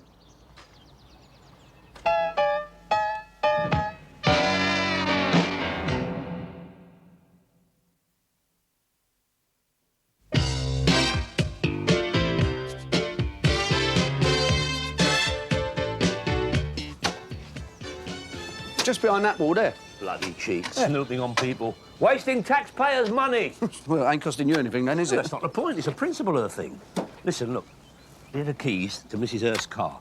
Using all your driving expertise, get it back to the lot, and then bring the Cortina back here, all right? What do you call this? What? Call what? You call these rocks? No, well, we had a slight problem, you see.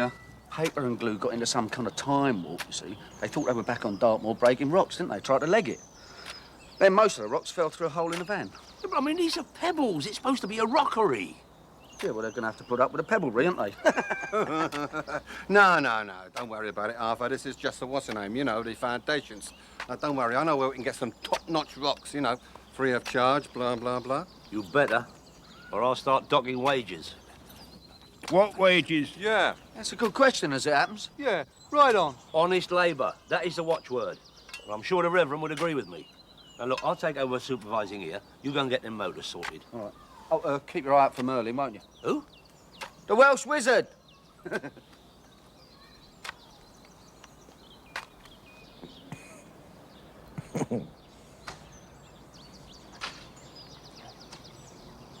You comfortable, Jones? Aye, yes.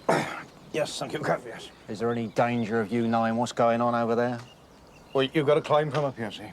You put your right foot... Yes, yeah. all right.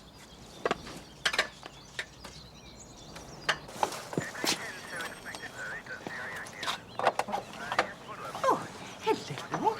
You'll be after those two at the bottom of the garden. The garden. Good heavens! Well, you'll be pleased to hear, Jones, you can knock this on the head because I've had a very strong lead. Yeah, are they with you? All right, let's be having you. Just you wait a minute. Right. Don't you give me any of that, chummy. I'm a police officer. Yeah, and I'm Margaret Thatcher. Oh. I call to thee, our Lord, to thee. Before thy throne of love I fall. Be merciful to me. It's a pleasure to see a bit of hard graft in this day and age. Let your light shine among men, that they may see thy good works. Well, that's what I've heard too, Marion. Neither cast ye your pearls before swine. Arthur? We have a visitor. Oh, Reverend. Sorry to barge in on you like this, Arthur. Thought I'd like to see how the blokes were getting along. I appreciate your interest, Brian. All right, you lot. Hard at it. Well done. Yeah.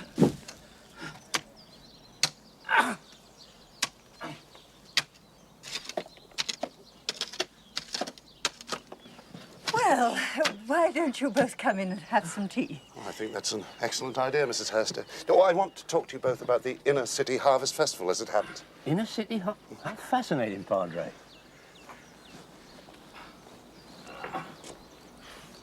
Thanks, Arthur.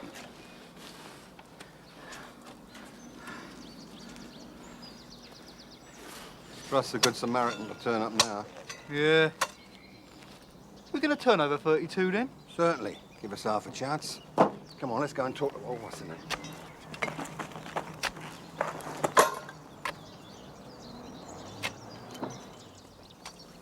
Yeah. Dollface. What? I want you to go in the house, keep an eye on them. If they stir, give us a shout, all right? There's a good thingy. You're doing number 32 then? Yeah. Right on.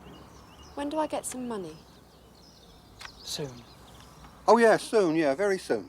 Come on, don't hang about. We ain't got all day. I better, else I'll tell. I can't tell you how gratifying it is to find people who still have some sense of communal responsibility. There's so much of this I'm all right, Jack business these days. I was saying a very similar thing to her indoors, my good lady wife indoors the other day. Still, as long as there are people like Mr. Daly around, there's still hope. Indeed. Ah, Fiona, you've come to have tea with us. How nice.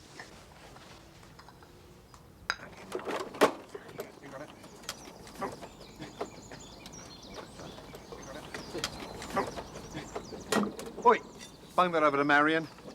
Tell him we'll have some of them rocks. What? Have it off with a rockery? Yeah. Keep half a daily off our backs for a couple of hours. And one just has to face it. People no longer regard their church as a vital part of the community. I'm having terrible trouble with the heating at St. Chad's, and it's taken me several months to raise £500. And that's nowhere near enough. Oh, that's terrible. You must let me make a contribution. I've got my checkbook right here. Please don't think that I was angry. Oh, no. I insist. And I'm sure you'll accept a little something from myself. Mr. Daly, that's frightfully good of you.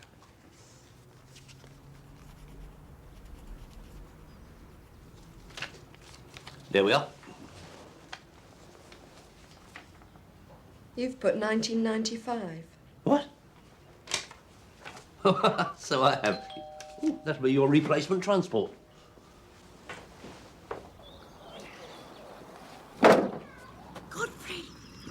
Marianne, look lively, look lively. Come on. Go on, plug us in. It's almost up us. Come on, move it.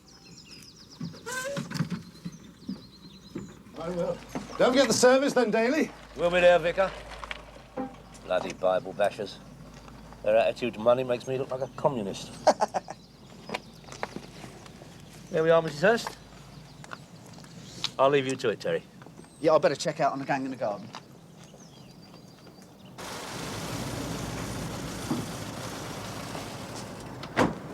Mrs. Bickerton-Jones, Mr. Howlett, afternoon. I managed to get some keys from the church warden. I appreciate this very much indeed. We are relying on you. Trust me, Mr. Jones. What's up, Gav? Going to take a little look round the church. Church? Are you going to turn over his house? No. No way. I can't do it, see? It was right against the grain. I'm sorry. One of these days, you're going to have to make your mind up, Jones. Whether you're a Welshman or a policeman. Oh, that was quick, wasn't it? Godfrey found somewhere nearby. Very Did he? lucky, really. Yeah. But where are the chaps? What's that? What's what? That wire, what's that? Dunno, said they wanted some power. Oh, yeah.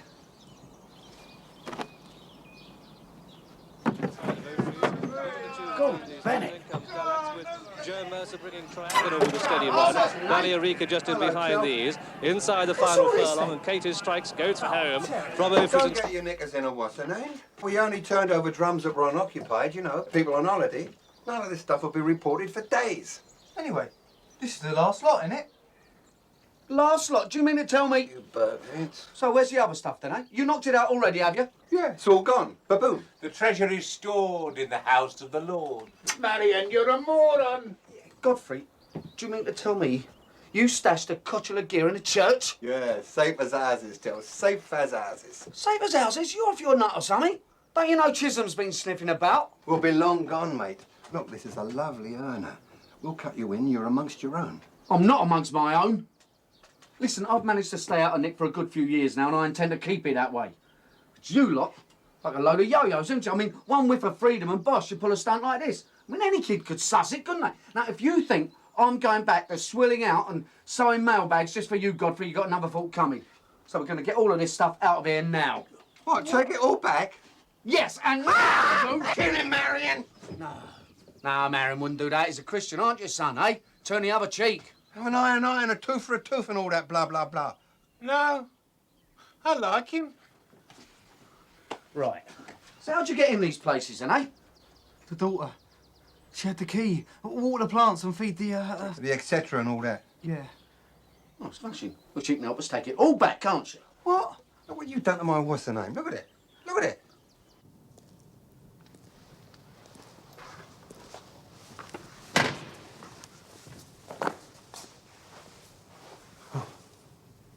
Sergeant Chisholm?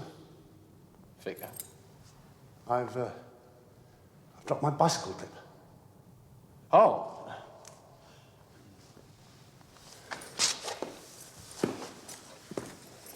Ah, thank you. What brings you here, Sergeant? Oh, I thought we might have a chat. About community relations. Well, that's splendid. About time we put our heads together. Come and have a cup of tea. In the church? Oh, this is it, isn't it? Behave yourself. Sit down. Shut up. Calm down.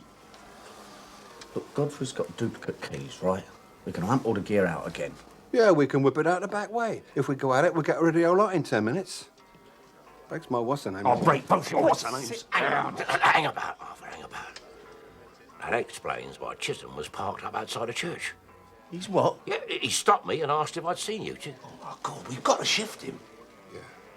Hold on. What? Ronnie, fancy earning yourself a tenner? Yeah, I don't mind. What do you want? He means a favour.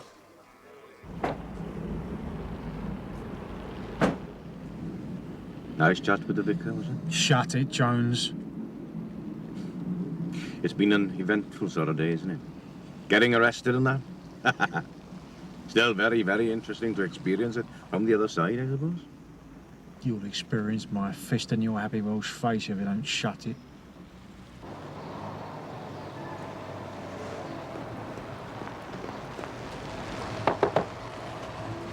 Is that you, Mr. Chisholm? No, it's Henry VIII. What the bloody hell do you want, Ronnie? I've just been past Arthur Daly's lockup. Thought you might like to know he's got a bunch of right sus-looking geezers shifting stuff in so quick, even Daly's running. James. He striped me up recently, so I reckon he's got it coming. Drink for you later, Ronnie. Move it!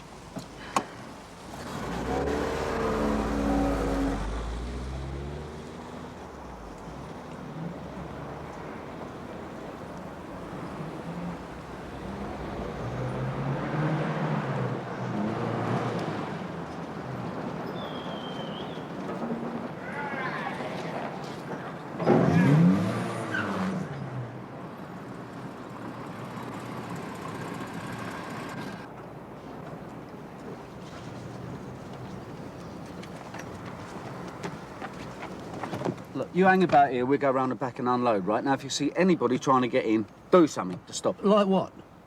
Well, I don't know. Pretend you're having a heart attack or something. Pretend I am having one. All right, then where is it, eh? Do you want me to do the organ loft, God? I'd leave God out of this if I were you. No, I was talking to Godfrey. Nah, there's some silver in the organ loft. Oh, and a food mixer, I think. Yeah, and a couple of videos and a quiet stools. And TVs under the old what's-her-name.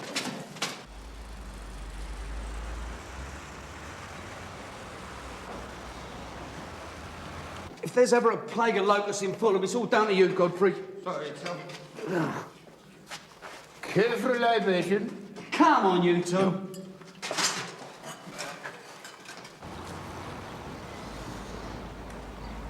Oh, my God.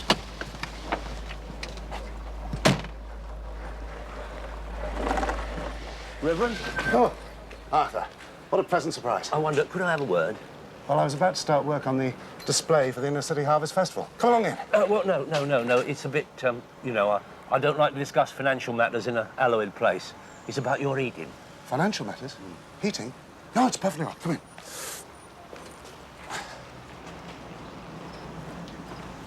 That's it. You sure? Yeah, positive, Tom. Right, well, you get going in.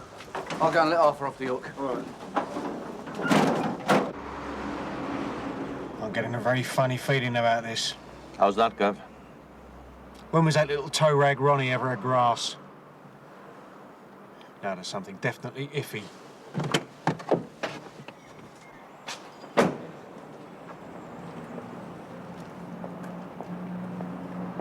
What are you going to do? I'm going to go back to the church. You stay here just in case. Okie doke. Well, come on then, out. Anyway, it's obviously impossible to have a traditional harvest festival in a parish like this, so I thought, why not give thanks for the real harvest in the community? So I went to the local businesses and factories, explained my idea, and here you see the fruits of it all. It should go down quite well, don't you think? Very enterprising. It's quite a selection. I don't suppose Godfrey got any of this gear for you, did he? Oh, no, no, no. I think that would have been playing with fire, don't you? No, I did all this myself.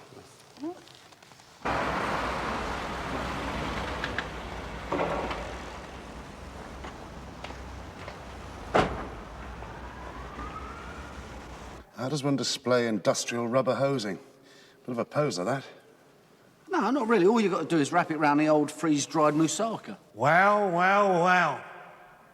No, you're supposed to say, hello, hello, hello.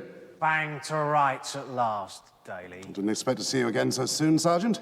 Remember where you are, Chisholm, and behave accordingly. Shut it, Arthur. Right, you are. Well, Mr. Redwood, I'm afraid the wool has been well pulled over your eyes. Well, naturally, you are an innocent party, but I would appreciate it if you would accompany me and these two gentlemen down to the station. I shall also have to take these goods into custody, as they may be produced in court as evidence. But what are, for heaven's sake? Don't worry. God's on our side. You balls. Oh, good God. It was beautiful. You should have seen the faces down in Nick when Chisholm comes in with a vicar in tow. So it was all kosher, eh? Well, of course it was. It was all donated, wasn't it? He had all the papers to prove it, didn't he, Arthur? Yeah, no, Arthur, he didn't. Cheer up, will you? Arthur, at least you're not in a nick. No, but I've done the landscape gardening money, haven't I? It's a right farrago. Well, how's that, Arthur? I do not want to talk about it. I never put anything back before. Sweet as a nut it was. I enjoyed it almost as much as nicking a stuff in the first place. Oh, that was only Chisholm, innit? Mr. Chisholm!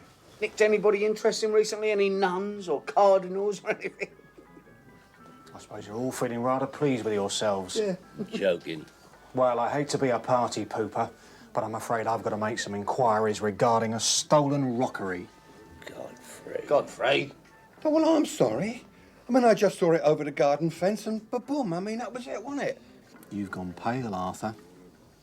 Well, unfortunately, despite my very strong objections, Mrs. Hurst has persuaded her neighbour not to bring charges, assuming the rockery is replaced. Any hint of glee from anybody will result in instant arrest for anything I can think of. Ah, the gang's all here. No hard feelings, eh, Sergeant? Hey, Brian, want a bevy? I'll have a pint of wallet, please, Godfrey. Pint of what? Well, it's been a lucky week for St. Chad's. Mr. Chisholm is giving some community relations talks in the crypt, and Arthur here is making up the fund we need to repair the heating. What an amazing gesture. That's fantastic. Well done, son. That's very noble, Arthur. It was nothing. Maybe they'll name a radiator after you. That's a real what's-the-name, that is. Blah, blah, blah, blah, blah.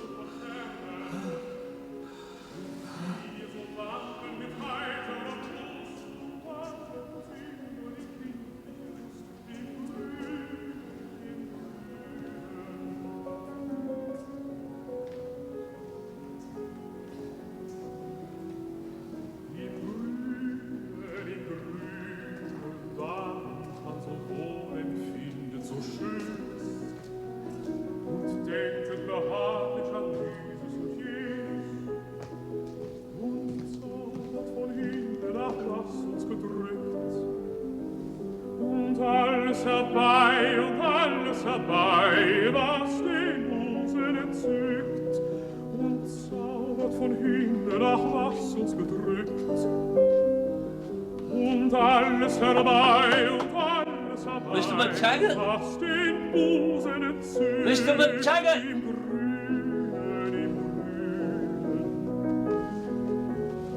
Don't you ever do that! Mr. McTaggart! What's it to you? Daly's the name. Arthur Daly. We got an appointment.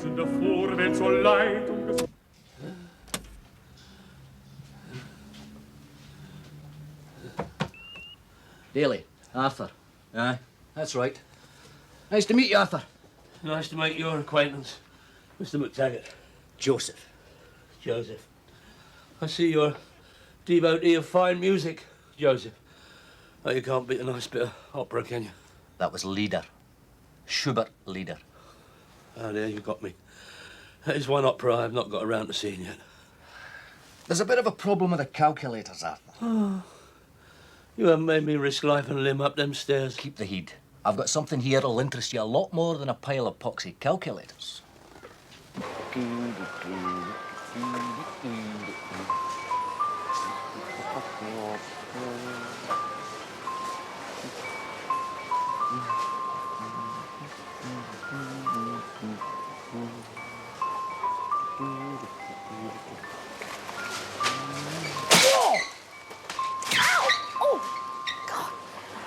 You all right? What? Oh, yes, more or less. Just did me and all. Look at her go, look, look. Thought we'd be breathalyzed. Is that your lunch? Yeah, I thought, I thought make a change from shepherd's pie down the local. And you think that's going to taste any better? You never know, it might. I mean, it's Italian, isn't it? It's about as Italian as a can of spaghetti. Look at it, it's absolutely crammed full of preservatives. Yeah, but at least they're Italian preservatives. I know a nice little Italian restaurant. I think I'm being picked up. Don't count on it.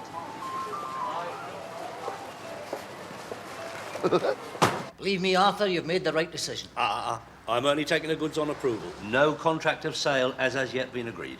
Fair enough. You'll go for it, though. Going things are magic. Transform your life. You'd have bet at the price you're asking.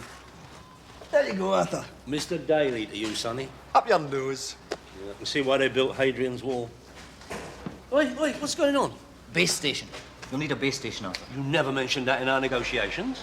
There's nothing to it. It's just a wee booster and a couple of wires that go into your phone.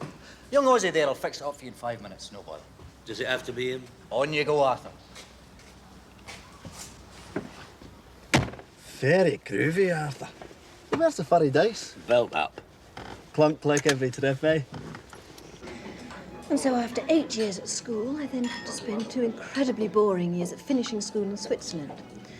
See, on the piece with Rorty, eh? Yes, but don't blame me. It was my father who insisted. Mind you, it almost bankrupted him in the end. So, do you work for a living now? Yes, at a publisher's. Oh. They pay me a pittance, but it's quite interesting work. It's a pity I'm busy this afternoon. Yeah, well, I mean, I could always get in touch with you again. I mean, if you'd like, you know. I'd really like that. Well, why don't you give me your number and I'll give you a ring tomorrow or something? Why don't I ring you? Oh. Look, if you don't want to see me again, it's all right, No, you know, I mean... No, I said I'd ring you. Now, why don't you order us a couple of brandies? Yeah, excuse me. There you go, Arthur. Welcome to the big time. Yeah, well, you run along now, sonny. Get back to your pea broth before your mother starts worrying about you.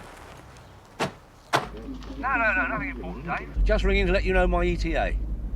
Lovely weather for the time of year, isn't it? I don't know, Arthur. I haven't looked. Oh, Dave, put me up a large VAT, would you? Yeah, of course. A couple of aspirins as well, if you like. What's up with him today? Are you sure I can't give you a lift back to the office or something? No, thanks. I'll take the tube. All right, if you say so. No, I'm positive. Bye, Terry. Ta-ra.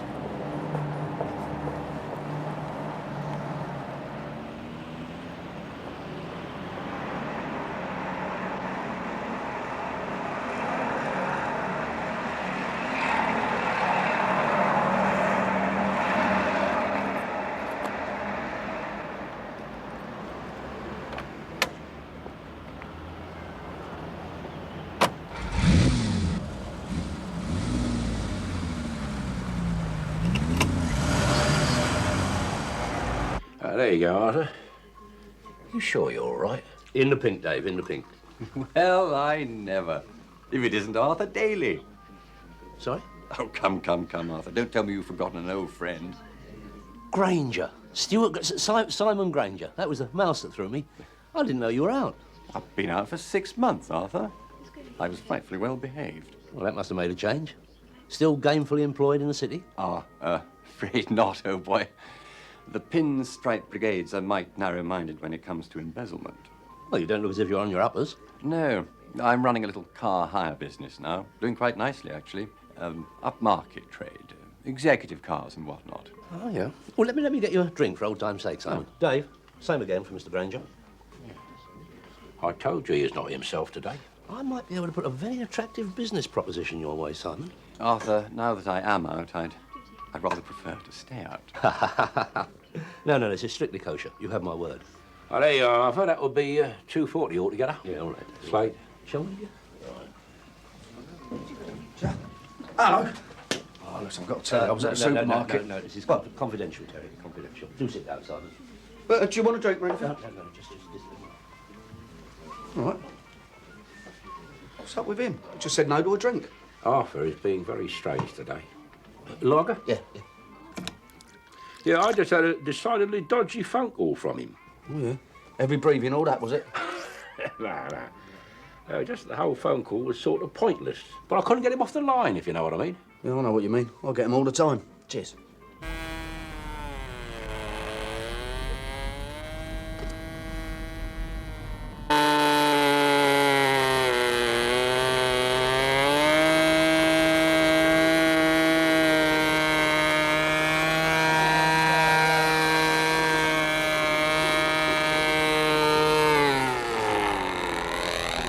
Oh, Arthur Daly here. I'm phoning from my vehicle.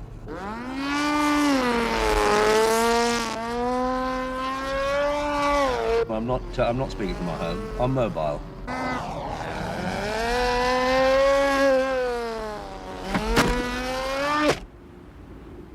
Yes, I have the latest car telephone. Do you have one in your vehicle, Johnny?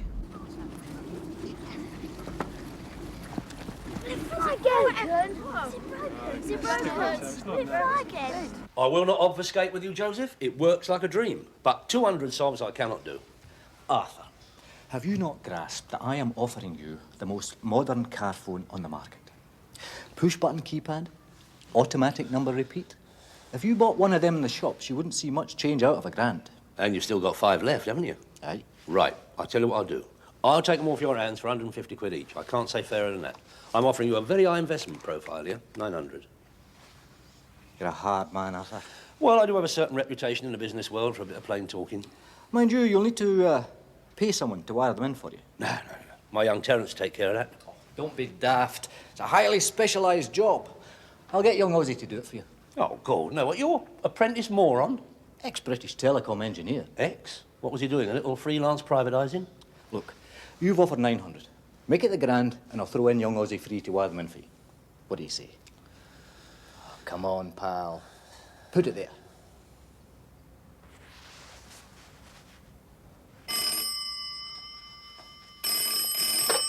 Hello?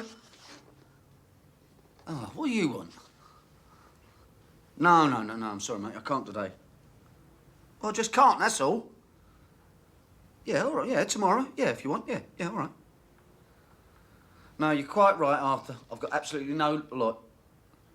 Salary? What salary? I'll see you tomorrow, Tal.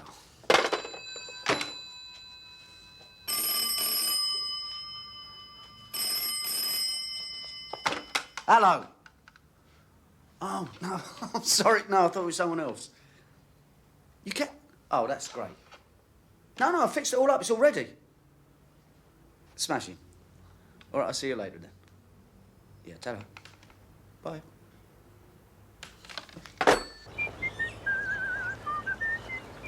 Ah, hello there, Terry. She's all ready for you. Right, where is it then, eh? This is it, Terry. Do what? Charming little vessel, you know, full of character. Full of bleeding holes, more likely. Listen, you promised me a luxury cabin cruiser. Well, this is as near luxury as you'll get in this day and age, Terry. Oh, do you, Cedric? I think you'll find she's very reliable. Well, that's more not to say to you. Right. Well, how'd you start it?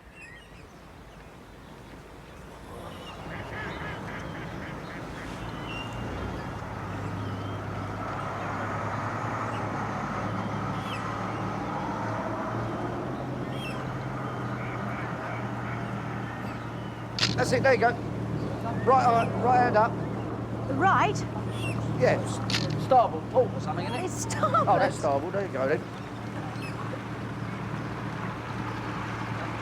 It's all right for you just sitting there, isn't it? Straight out to sea, we're all right. I like what the ocean waves.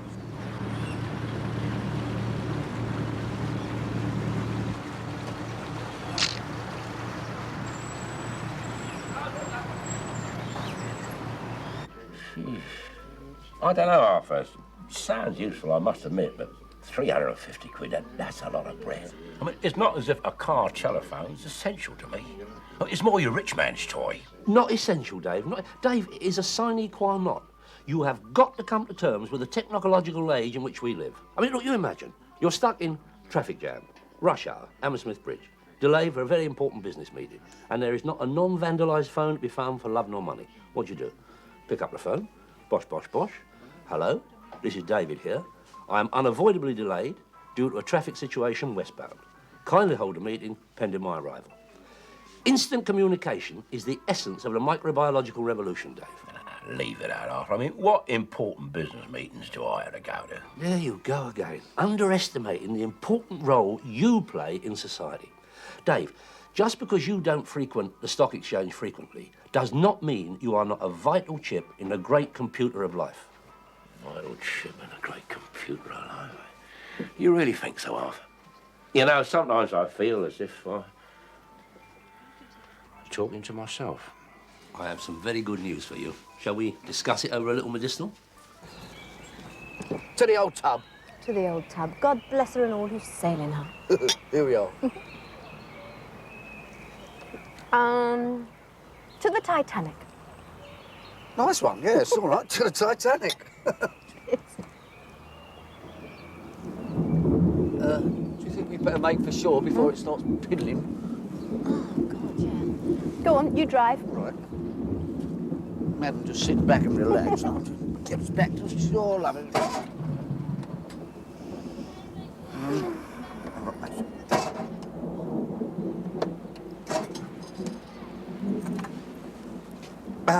You're not going to believe this. You man the lifeboats and I'll sing Abide With Me. No, I'll keep on drinking and wait for a taxi, I think. Now, is that or is that not a viable product? Seems to be satisfactory, Arthur. You'll have your executives queuing up to do business with you. I'll get Terry and my engineer round to you tomorrow to wire them in for you. Yes. 11 o'clock tomorrow morning. Whatever suits you, Simon. Terry will relieve you of the readies. May I? Please, go ahead. What's your markup on this, Irvine? Very modest. Very modest. Granger's executive car hire. Can I help you? It's Mr. Granger, sweetheart.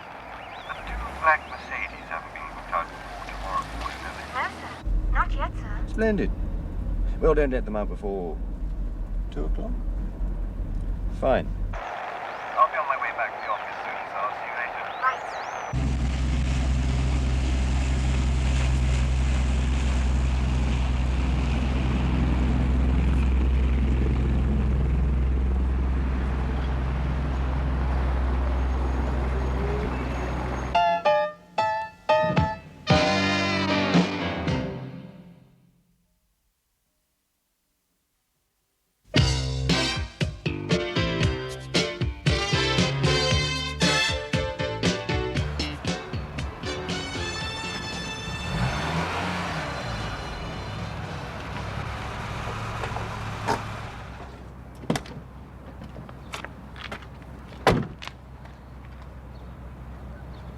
I'll let you know. Morning up. Bye. Terry. Now, Arthur. Where have you been? Not available all day yesterday. Phone awfully up this morning. One of these days you'll push me too far. Yeah, well, we live in hope, don't we? Now, come on, it's no time for window shopping. I promise Granger you and the moron will be over there by 11. Oh, have you seen this? What? Prohibited from direct or indirect connection to any telecommunication system run by British Telecommunications. Action may be taken against anyone so connecting this apparatus. Hey? Looks like you've been well kippered, doesn't it? I swear, Arthur. You just peel it off. Mind you, it's illegal to sell a phone that doesn't have a green circle or a red triangle. What are you saying? Do you understand English? He calls that English. I'll put it in simple words, Arthur. The law does not allow you to connect a phone unless it's been approved by British Telecom. Green circle approved, red triangle not approved. Yeah, but... No. I mean, your punter's not going to know that, is he? Of course he is. It's Granger. He's a villain. Well, in that case, he ain't going to care, is he? No, but he'll use that knowledge to beat the price down. Looks like you've got a problem, doesn't it? No bother. Follow me, big boys.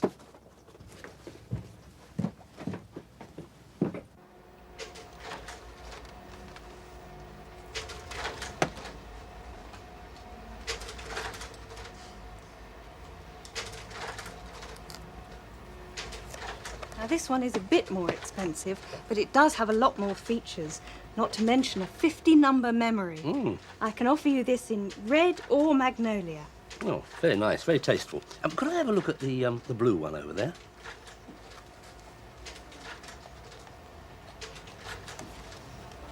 This is a more basic model, of course. Arthur! Well, I think we'll have a further look around before we make a decision, but you've been most helpful. Very kind. Arthur.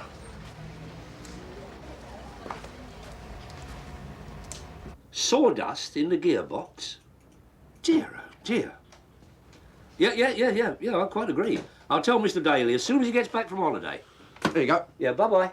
I hope it's all here. Yeah, he paid up like a good 'un. How did you get someone like Granger to give you the best part of a grand for 2 dodgy phones, though? They are not dodgy, Terence. Mr. Granger recognises a bargain when he sees one. Yeah, and you recognise a mug punter when you see one, don't you? I represent the spirit of enterprise, Terry. I'm the kind of businessman who made this country what it is today. I'll go along with that. Listen, I've got to shoot her. Give us a couple of notes, will you? Thank you. I'll see you later, then.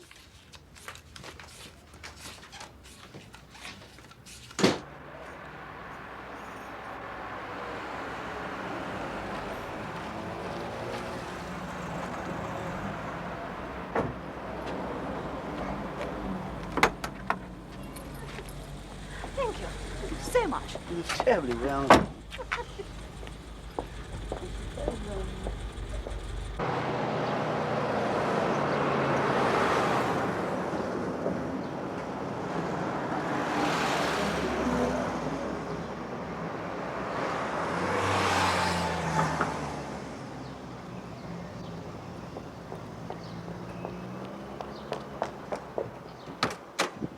I don't suppose I need ask who you're working for. May I? Thank you. Go. So, we retain the basic hamburger, right? But we serve it up with piles of salads, very crisp and fresh. Okay? Like this. Or...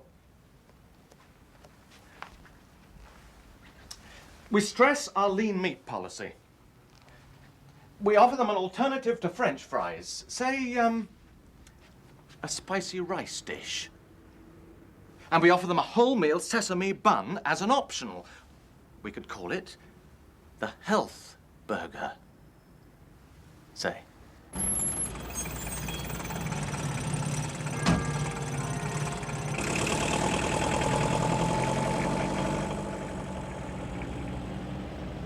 Good morning, miss. Sir Ronald, I really believe this gives us the possibility of enhanced market penetration. Sir Ronald, I'm sorry. I tried to tell your daughter that you were in conference. I want a word with you. Get out. It started again, hasn't it? The private detectives. Real rough trade this time, isn't it? Terence McCann, small-time villain. And you spent last night at McCann's place, didn't you? Yes, I happen to like him. He's after your money, Sarah. But he doesn't know about my money. Why don't you try and patch things up with Rodney? Look, what's wrong with Rodney? Well, his name, for a start. Also, he's a wimp. You marry Rodney, and I'd be willing to make a very generous settlement. You'd still be very independent. You must be joking. He's a decent lad. Good background and all. You just want me to marry some upper-crust twit so you can see me in Tatler, don't you? Well, I shan't. Maybe I'll marry Terry McCann. Do you think I've grafted my way up from the slums just so that you can go back to where I started from? Here we go again. Listen, don't you understand that I don't give a damn about your glittering career? Sir Ronald Bates knighted for services to the hamburger? Or was it contributions to the Conservative Party? Do you know how much I spent on your education? One of the best boarding schools in the country. Have you any idea how much money I've invested in your future? Oh, I see. So I'm an investment now, am I? I never told you how much I spent on your operation, did I?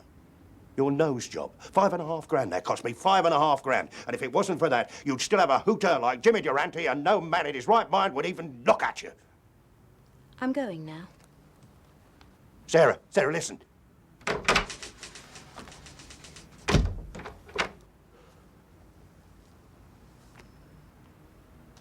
Terry, where were you last night? Like trying to get hold of the Scarlet Pimpernel. Got anything on the keeper of a red Ford Cortina F Foxtrot G Golf V Victor 952 Romeo, Yankee 2 over. Yankee 2 from MP. Message received. Hang on. Hang on, he says. MP to Yankee 2. We your 1. Roger, Delta 1-1.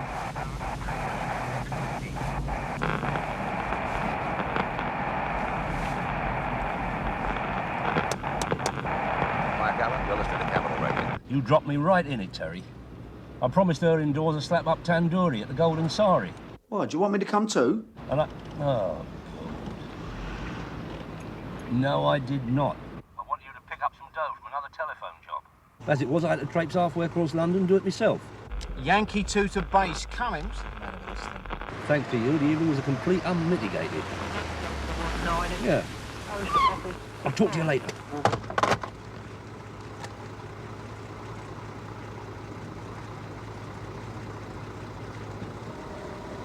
Mr. Chisholm? Arthur Daly. What a nice surprise.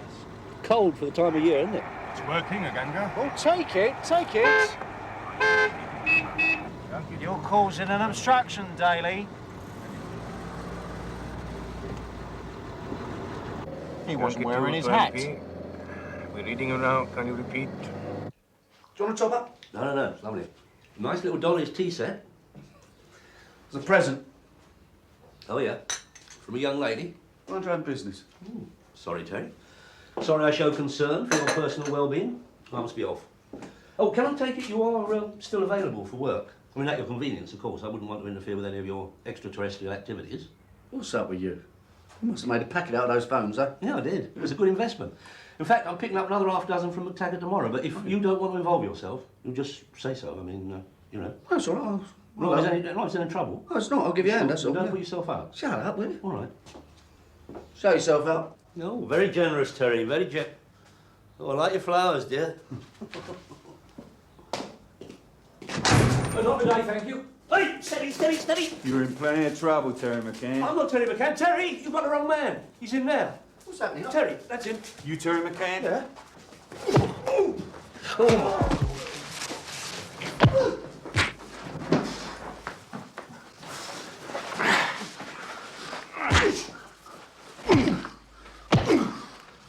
Sunshine.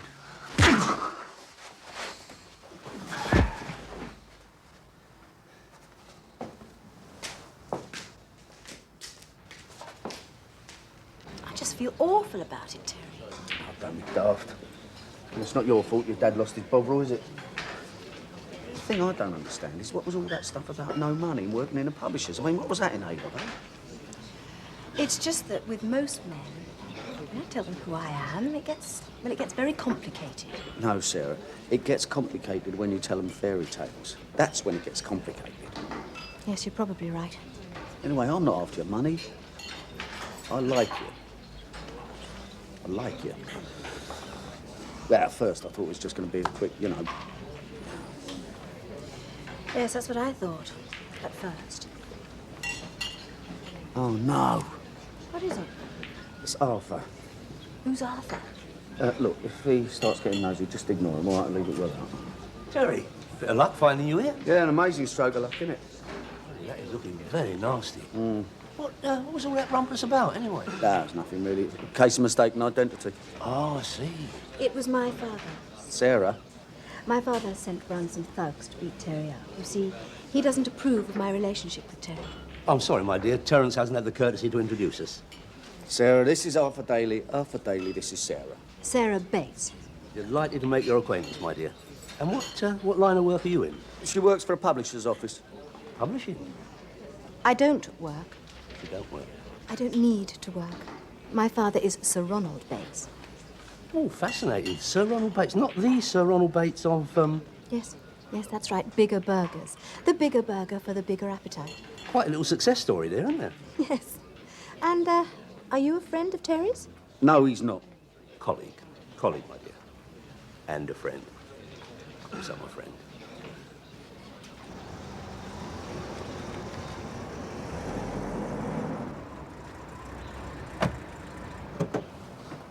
Simon, what an unexpected pleasure. Don't tell me, I know why you're here. Bet you don't. Terry, you want to invest in another couple of car firms? Arthur, listen. You're in luck. I am just about to send Terry and young Rob Roy McGregor here over to cop another half dozen. Terry, did you make some tea for Mr. Granger? I have just had a courtesy call from the old Bill, Arthur. They were asking questions about telephones. Oh, my God, you didn't... No, Arthur, I did not mention your name. They seem to be under the impression that I might be the proud owner of some dodgy radio phones. Fortunately, the two cars were out at the time. I don't understand. You don't need to understand, old chap. You just need to take back these two phones. But these are yours, Simon. You bought them fair and square. Fair enough, Arthur. I shan't argue. I shall simply tell the police that I bought them from you in good faith. No. There's no need to be hasty. If you want me to take these back, I will take them back as a personal favour to you. It's extremely decent of you, Arthur. You owe me, shall we say, 1,200? You're joking. You only paid 9. Loss of business, don't you know? General inconvenience. He's stitching me up, Terry. Yeah, I was thinking that, yeah. Here, take these in, will you? Ozzy, take this in. I'm very disappointed in you, Simon. Here am I trying to help you modernise your business. If you're typical of the captains of industry, it's no wonder this great country of ours is in dead stuck. Thank you. Goodbye, Arthur. This is a very heavy blow, Terry.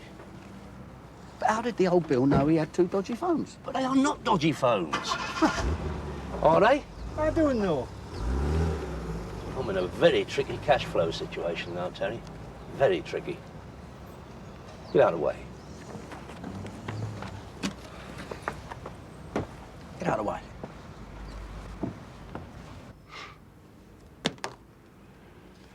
I don't trust you, Daly. Why can't McCann deal directly with me? Because, Sir Ronald, I am Mr. McCann's business manager, and you must appreciate the delicacy of the arrangement. I mean, we are talking about 2 very young people very much in love. You sure? No question whatsoever. I might even go so far as to say that I think a wedding bell situation is definitely on the cards. All right, Daly, you're on. You won't regret it, Sir Ronald. But I am not paying 50% up front. Well, we're both members of the business sector. I'm sure we can come to some arrangement. You get 1,000 now, and the other 9 grand when I am 100% certain McCann isn't coming within a mile of my daughter ever again, all right? Well, 1 grand up front. Take it or leave it. I'll take it. Oh, and not a word to McCann about this. Not a word to my daughter. You make a dummy out of me, Daly, and you'll need a new face. You can rely on me, Sir Ronald. Oh, I see you're a patron of the arts, like myself. Get out, Daly. Yes, of course. It's upside down.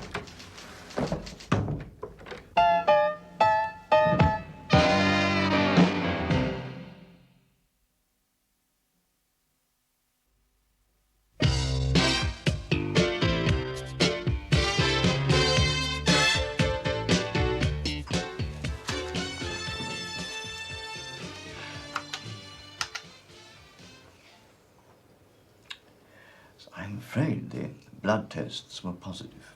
Hey? What blood tests? The blood tests we took at your last visit, Mr. Evans. No, I'm not Mr. Evans. I'm Mr. Daly.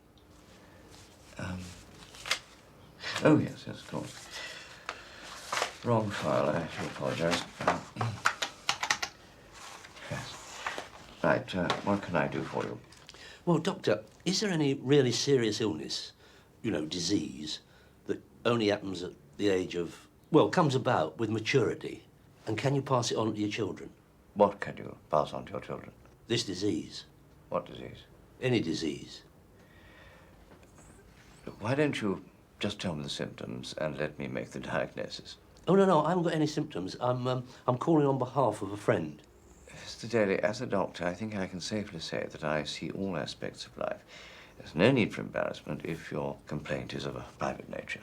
Alternatively, if you prefer, I can refer you to a clinic which specializes in venereal disease. Oh, no, it's not that, no. I just want some information. Mr. Daly, do you know how many patients I have waiting outside? Yeah, I know, it's shocking, isn't it? It's no wonder more people are going private. I'm with Farty myself. I beg your pardon? PHATI, Farty. Personal Health and Treatment Indemnity.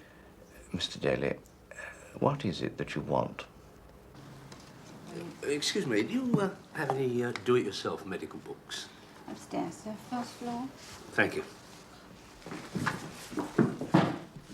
And there's definitely no cure for this disease. What's it called? Spotter's syndrome. No, I'm afraid not. But Terry seems so fit. Well, that's what makes it such a cruel disease. Shall we, See, for years after it's been detected in the blood, the patient doesn't know anything about it. And then suddenly, wallop. The palsy, the shakes. Before you know where you are, you're falling over the furniture, cracking your shins on parked cars. And eventually, of course, it's fatal. Oh, poor Terry. Yes, it's very sad. The first symptoms are due to show themselves any day now. Very sad indeed. I mean, no woman wants to spend her life looking after a man like that, does she? I wonder why he hasn't mentioned it. Well, Terry's a very brave boy. I mean, he wouldn't want to know I've told you, but I felt it was my duty to tell you, my dear. Yes.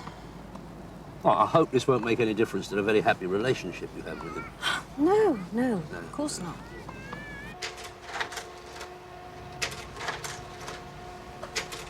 Doesn't give us very much to go on, does it, miss? Don't you remember anything else about them? Might have helped if you'd phoned us sooner, of course.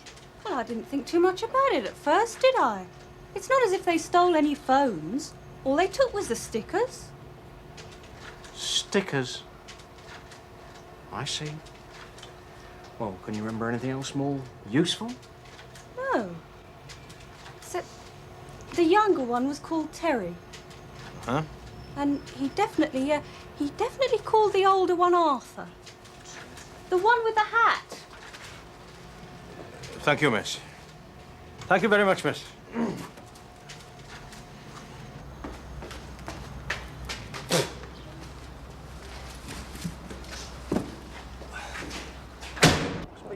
Oh! Terry, you all right? Yeah. Are you sure? Yeah, it's all right, yeah. I'm ever so brave, you know. Oh, my God, the filth. Can you drive? What a dream, Arthur. Drive this car. Where to? Anywhere. Just get rid of it.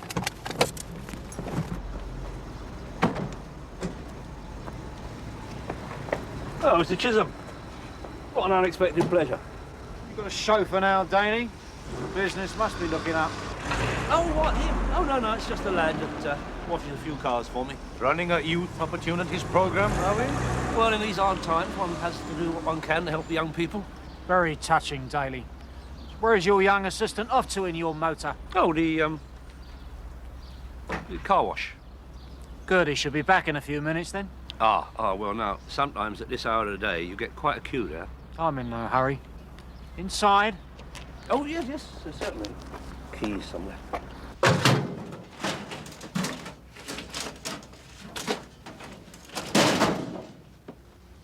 No sign of anything here, Gav. You do realise that No, Danny, I don't have a warrant. Do you wish to insist on one? If you do, I will nick you for stealing sticky telephone labels. I'd rather nick you for something more substantial. Telephones. British Telecom approved, I hope, Danny? Oh, yeah, standard issue. Been getting any cross lines lately? No. No complaints at all. In fact, I wish I bought a few shares, wouldn't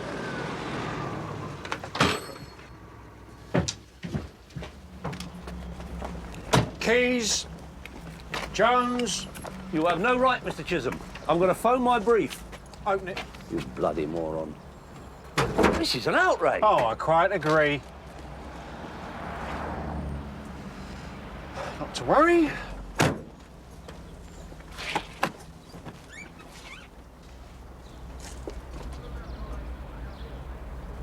I don't know what you're looking for. Oh, you do look tired. You know what he wants, don't you? Long weekend in Llandudno.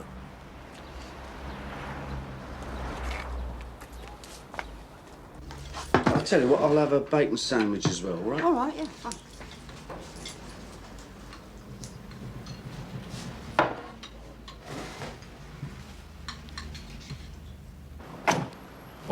All right. So you're not a moron.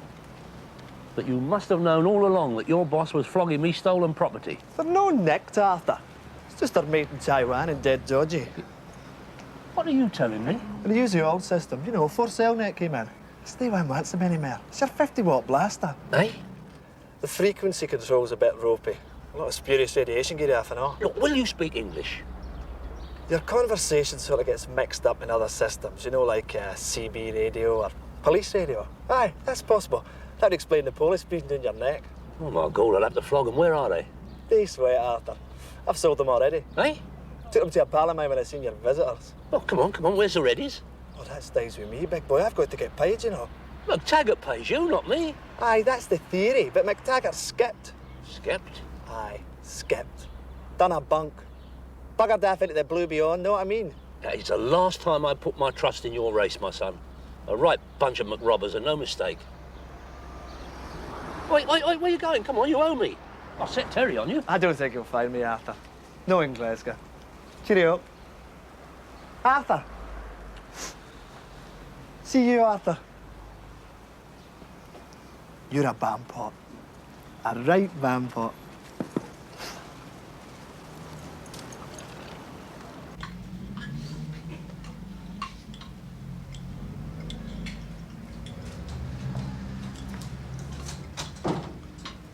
Terry, thank God I found you. I've been looking all over for you.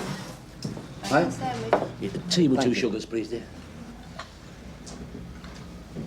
Terry, I've been outwitted. No. Yeah, by a moron.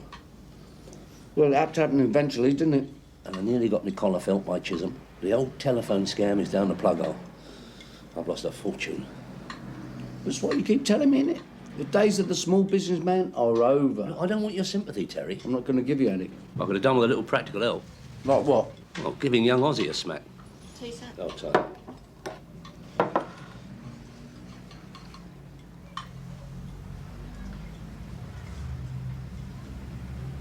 What you staring at?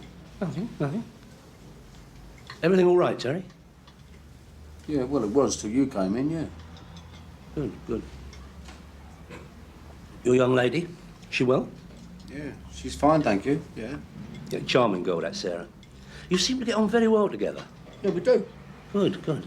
I'm very happy for you. Very happy for both of you. You haven't had a barney with her or anything, have you? No. But I'm going to have one with you in a minute if you don't watch out. Oh, don't be like that. Enjoy your sandwich. Oh, look!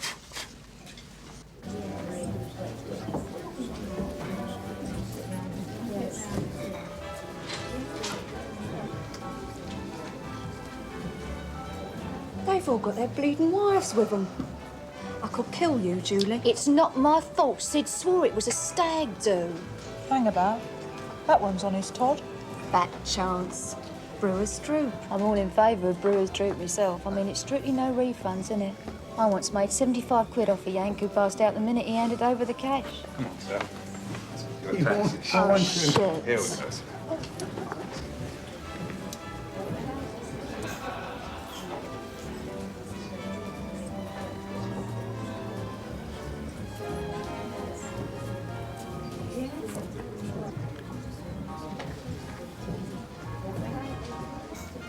I think we've got a punter, girls. Rather you than me. Good evening. Do any of you have the time? 10:37. Thank you very much. Must be a beginner. Old for a beginner, isn't he? See you later, girls. You're not, are you? Darling, I'm 2 weeks behind with the rent. Careful, Julie. Looks kinky to me. So what?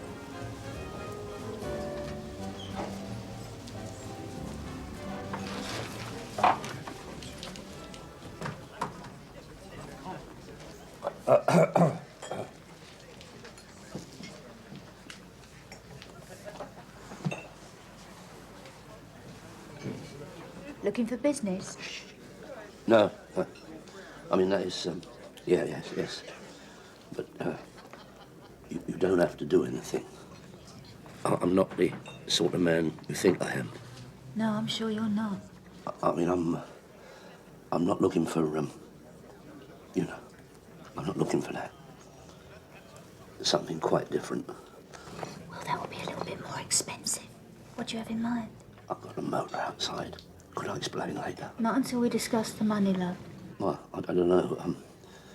100 quid. And no monkey business involved. All strictly kosher. Oh, fair enough. I've just got to pop to the ladies. I'll meet you in the lobby.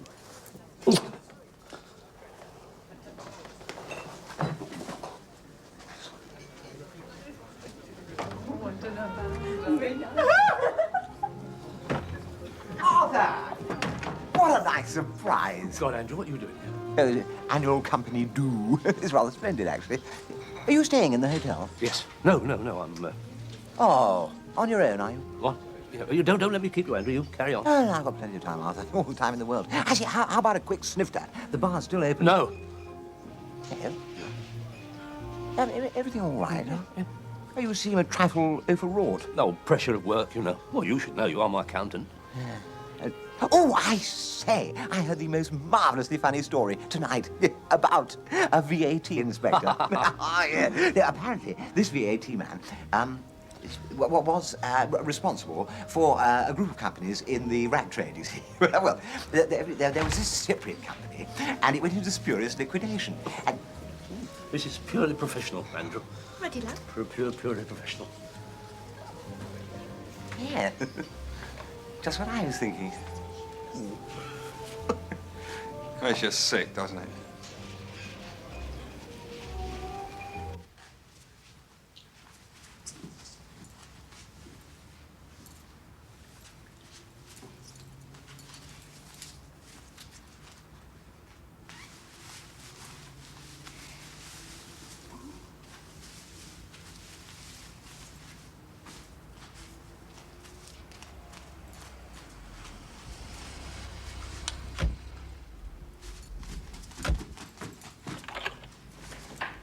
Just a coffee, honestly.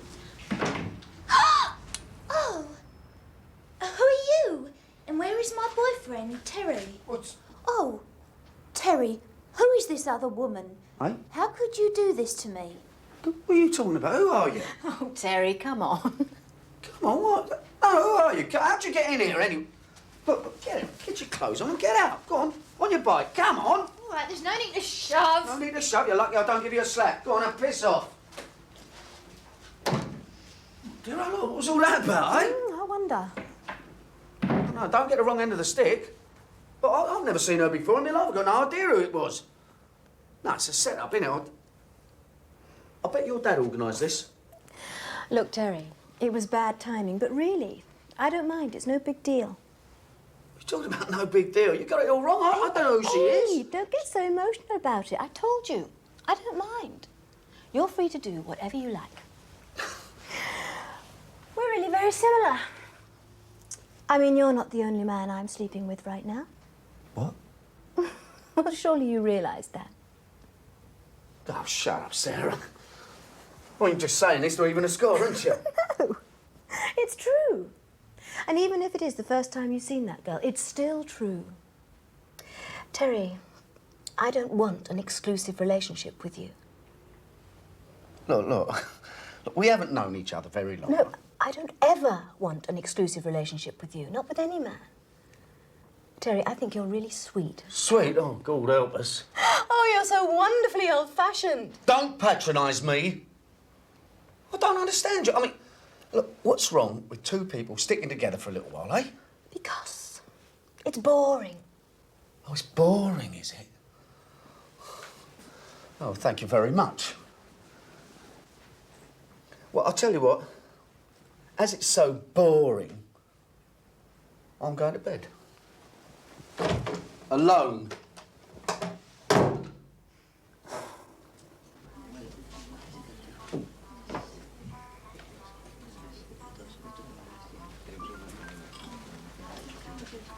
Well, usual.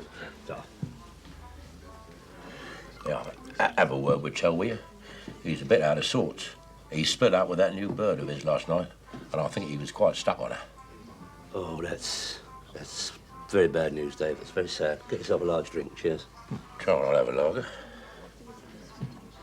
I'll see you later. Yeah. Ain't you gonna have a word with Tel? No, I don't think it's the right moment. I think I should respect his privacy. It's the first time he ever done that, Arthur. I didn't see you coming. I didn't see you sitting there. Here. You seen this? No, I must go. No, come here. It won't take a minute. Look, have a look. It's amazing, isn't it? I mean, who'd think that bigger burgers could go bust just like that, eh? Huh? And you see what old Sir Ronald Bates has done? He's only legged it to Spain to escape his creditors. You all right? I'll tell you what, I was feeling a bit low myself. And then I read that, cheered me up no end. Do you want to drink some? It does have its tragic side, Terry. Does it? Well, I don't think so. You know what that old sod did to me? What? He only planted a bird in my flat, didn't he? Hey? Yeah. I come back with Sarah, and there she is, right as rain. Trying to split us up, you see. Dave? Mind you, God knows how they got in there.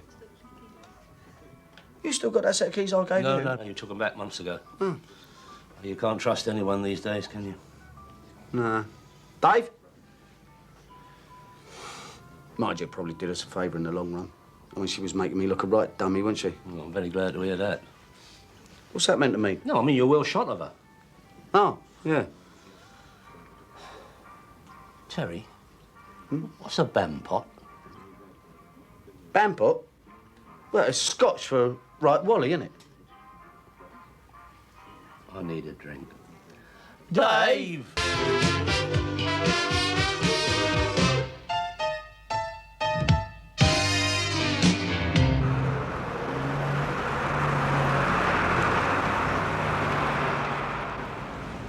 Hello, what's that? Oh, could you believe it? The enemy within our own great metropolis and all. You're not a slag heap in sight, eh? I'd lock people up like that. I'd give them hard labour. That's what they want, isn't it? Oh, yeah.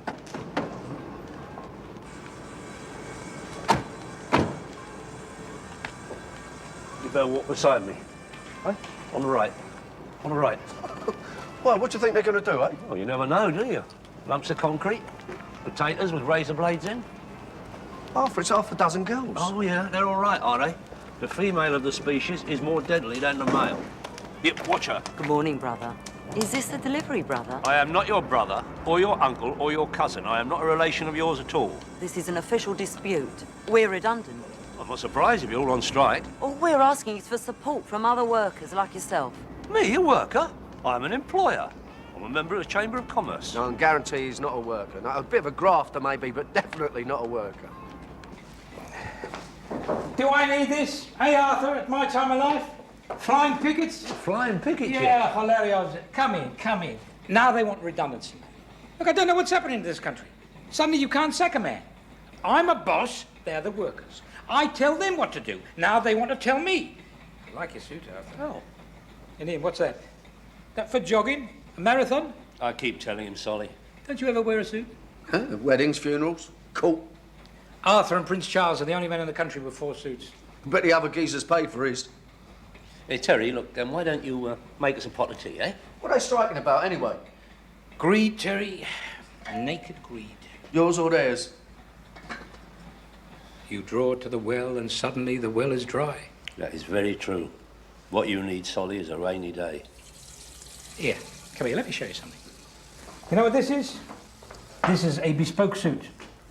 A Savile Row suit is a gentleman's suit. Ah, but you don't see gentlemen anymore. Arabs, maybe, with Tyrolean bedspreads, or Schwarzers with tribal robes. But no English gentlemen. They're all hibernating in their country seats, worrying about their death duties. That's what's happened to the English suit. Oh, it makes you proud to wear an English suit, doesn't it? You got yours off of Harry the Greek. Yeah, but I mean, it's a traditional garment, isn't it? It's like national costume. Here, Arthur, come here. How would you like to buy 20 bespoke suits? But they're made for particular people, aren't they? Yeah, but you can sell anything. You're famous for it. Who's going to find a punter for this one, eh? What is it, a giant or something? Listen, there's always got to be somebody. Yeah, but look, even with my special talent, Solly, it's not going to help you. I mean, how much do you need? What I need is an act of God. Oh, no, not another fire, Solly. Flood? Pestilence? Earthquake? Oh, this is serious, Terry. Mental breakdown. That was 1974. Oh, they do reoccur. Another one and I'll be committed forever. I've got a better idea. A burglary. I thought you'd come up with that eventually. The perfect crime. Yeah, of course. What are they going to nick? 20 suits and a packet of needles? Money. Hey? Come on, I'll show you. Now, I don't want to know. Not even for a joke. It is not a joke. Come on, at least look.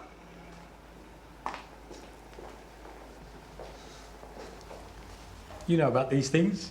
Villainy, yeah?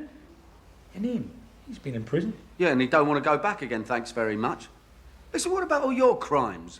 Me? They weren't crimes. Financial mistakes, misjudgments. You got the wrong blokes, I'm sorry. Listen, I'm offering a lot of money. You like what? That's it, I'm off. No, hang on. Hear the man out. I don't want to. Common courtesy. You know what this is, don't you? Conspiracy. Conspiracy is plotting. We are chatting. Yeah, chatting about blowing his bleeding Peter. Look, all I want is someone to break into the factory, blow up the safe. Then I'll claim that the redundancy money's gone. Oh, is that all? Man's mad. No, he don't mean that. A small explosion. Nothing to harm anybody, just a whimper, not a bang. See you later. Hey, you're being very impolite. And you didn't even make that cup of tea. What's the matter with him? Have I upset him? No, he don't understand your humour, Solly. I mean, I knew you were joking, but he did. You weren't joking. $3 maybe. Cash, no kites. Of course, I wouldn't want you to do it personally. I should hope not. My suggestion is that you're a sort of consultant. You recruit the experts. It's got to look good, obviously. Well, as you know, Solly, I know people. Yeah, you're like the godson. No, Godfather. No, my godson, the one who's doing 7 years in Parkhurst. He knew everybody. Now everybody's with him, Sugar. You see, I know about fires, but burglaries, that is virgin territory. To me, it seems easy, am I right? No. What happens in the morning when the old bill comes and says how much money was there in the safe? I'll tell them there was £20,000 in there. I'll even have a counterfoil from the bank. And then you claim the insurance? Well, with my record, I'll try, obviously, but I don't know if I'll have much success. Listen, I worked hard all my life. They get good wages. Am I going to give them my life savings? Oh, incidentally, the $3 is for the safe breakers. My fee will be extra. A lot extra. Why does everybody steal from me?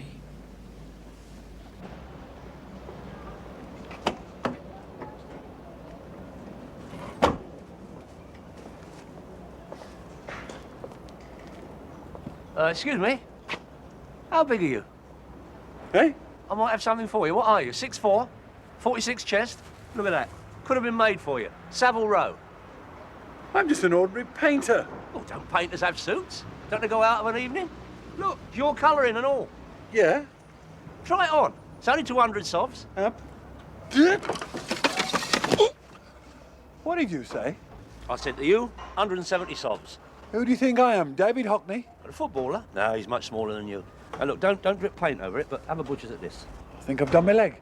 Nah, you haven't. Bloody painful. Well, you might have done your cartridge. Have I? It's a funny old life, isn't it? I thought this morning when I got up, I'd get a good 8 hours in on the ladder. Have a couple of sherbets dinner time. Cheese and pickle sandwich. Nice. I wasn't thinking about my spring wardrobe. And then some idiot tried to sell me a Savile Row suit when I'm 12 foot up a ladder. Opportunity is a fleeting thing. Remember Fleming when he discovered penicillin? He was up a ladder at the time, was he? I don't think anyone ever checked that. Look, I'll tell you what I'll do. 150 sovs. This could be your lucky day. No. It's your lucky day. If my leg was okay, I'd kick you from here till next week. Take it easy. You probably prefer a pinstripe or something like that. Yeah, you're right. I'll see you at Austin Reed's. Don't go under the ladder. Bad luck.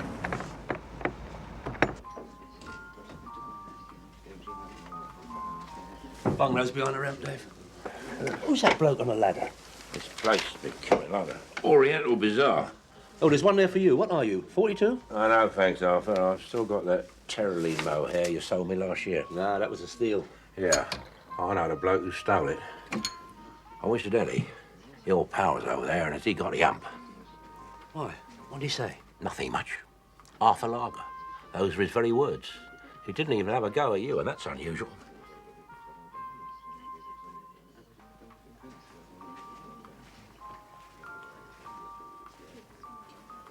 I need your help. Yes, I understand your views. I'm not asking you to break in with a sawn-off shotgun. But you do know some unemployed thieves. And they're all having a bad time too. Scrimping and scraping. No self-respecting thief would have anything to do with it. That is where you're wrong, my son. I don't want a self-respecting one. They come in all sizes, you know. Down-market ones, sleazy ones, pathetic ones. Beasley. What, and his brother? They're nice lads. They turned over the Oxfam shop a couple of months ago. Is that sleazy enough for you? Do you know what you're getting into? Nothing, just helping out an old friend. Oh, I've got a blow. God, what was that? Some geezer fell off a ladder. Again?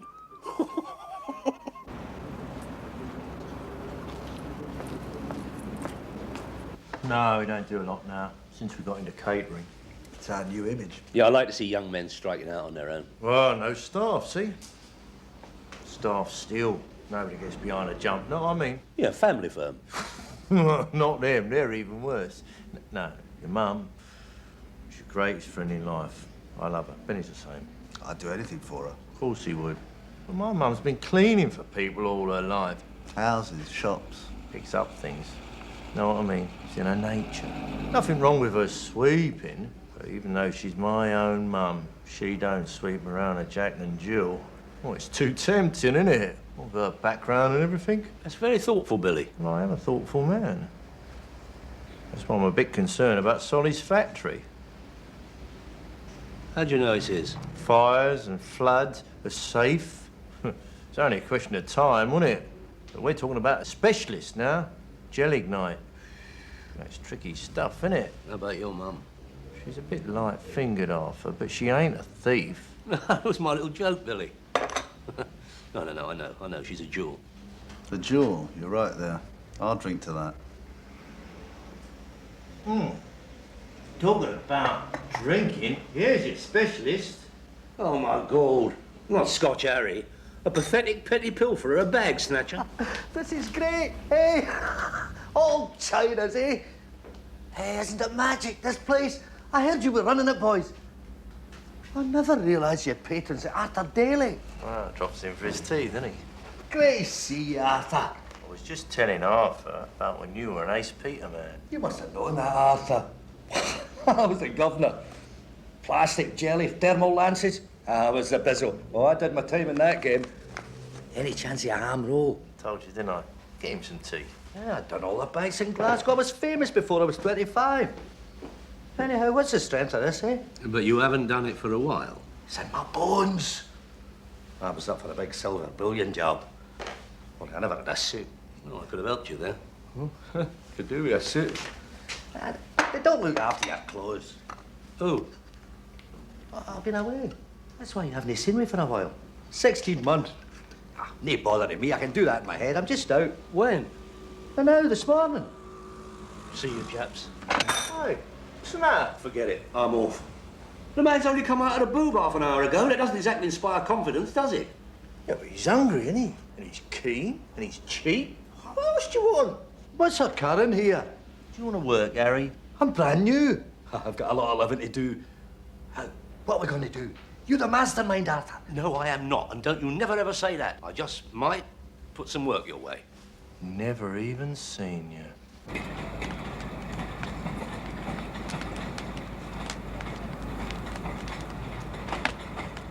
Where are they going? Things they're sold. They're not worth anything. We're the only ones who make them work. Yeah, well, Arthur Daly brought me, make them work. So the governor's really done it, eh? We've worked for him for 5 years. Good stuff as well. No, I'm sorry, I'm just a hired hand, all right? Most of us are.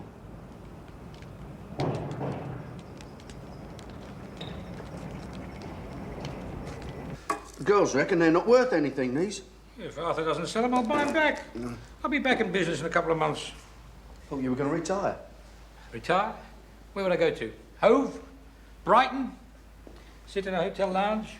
TV room? I am a doer, Terry, not a sitter. I don't want to be rich. That's for young men when they still got ambition. Well, I haven't got it. Well, maybe you're lucky. All wise. Yeah. Yeah. Did Arthur tell you about tonight? No, he didn't, and I don't want you to either.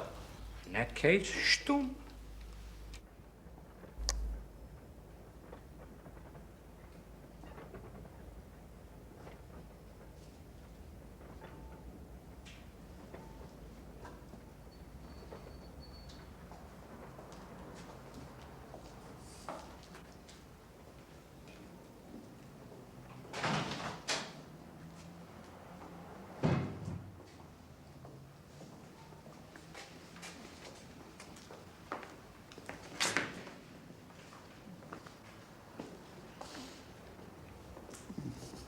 What's that?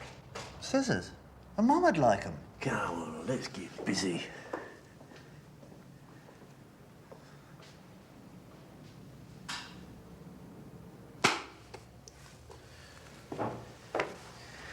So you've done this before, eh, Harry? I told you. I don't know.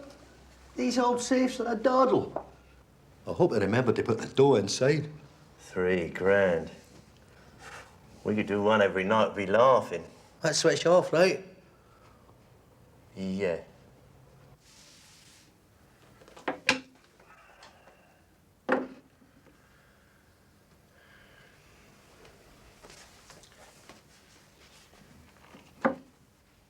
I am people policeman.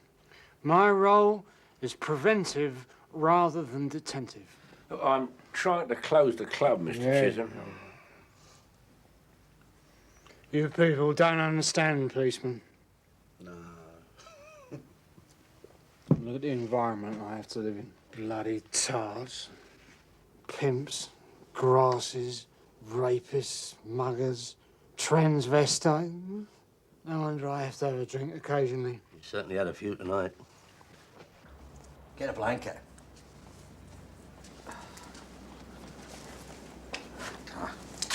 Hold up.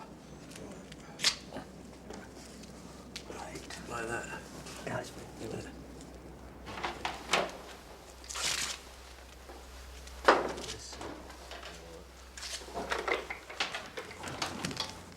Right, sorry. Is that all right like that? Yeah, I'll be doing.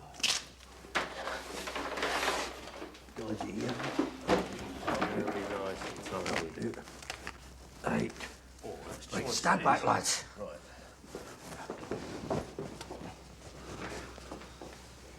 It's just a wee muffled bang. Nothing to worry about.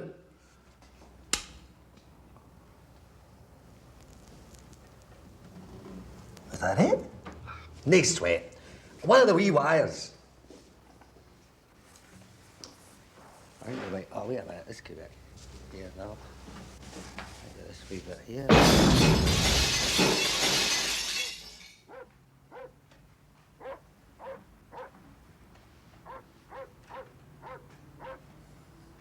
Harry! He ain't brown bread, is he?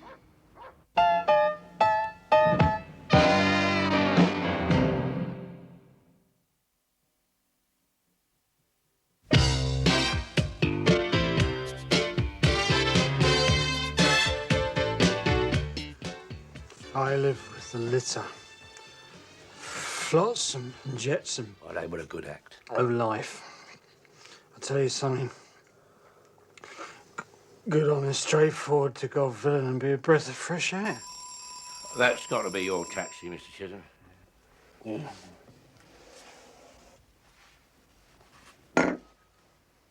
Give me a five with him. Allow me. This is not a bribe. Certainly not. See him off, would you, tell? Come on, this way. Go on, dear. You just took a wrong turn in your life, McCann. You didn't help, did you? Community policing. I should bar him. He upsets people. Yeah, especially when they're discussing business. Don't want him here rolling.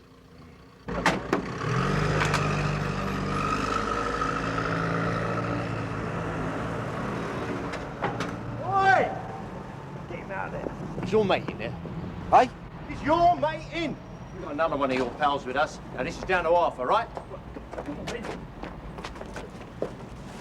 Hey! Hey! Arthur! Scotch Harry! He is definitely barred. What's he doing here? Oh, Struth! Come on, son. Come, get him in the car. Get him in the car. What? Get him in. You're right. Open the door. That's it. That's it. Oh, God. It's all right, son. Stay on. Just get in the car and drive, will you? Where? Where? Look. I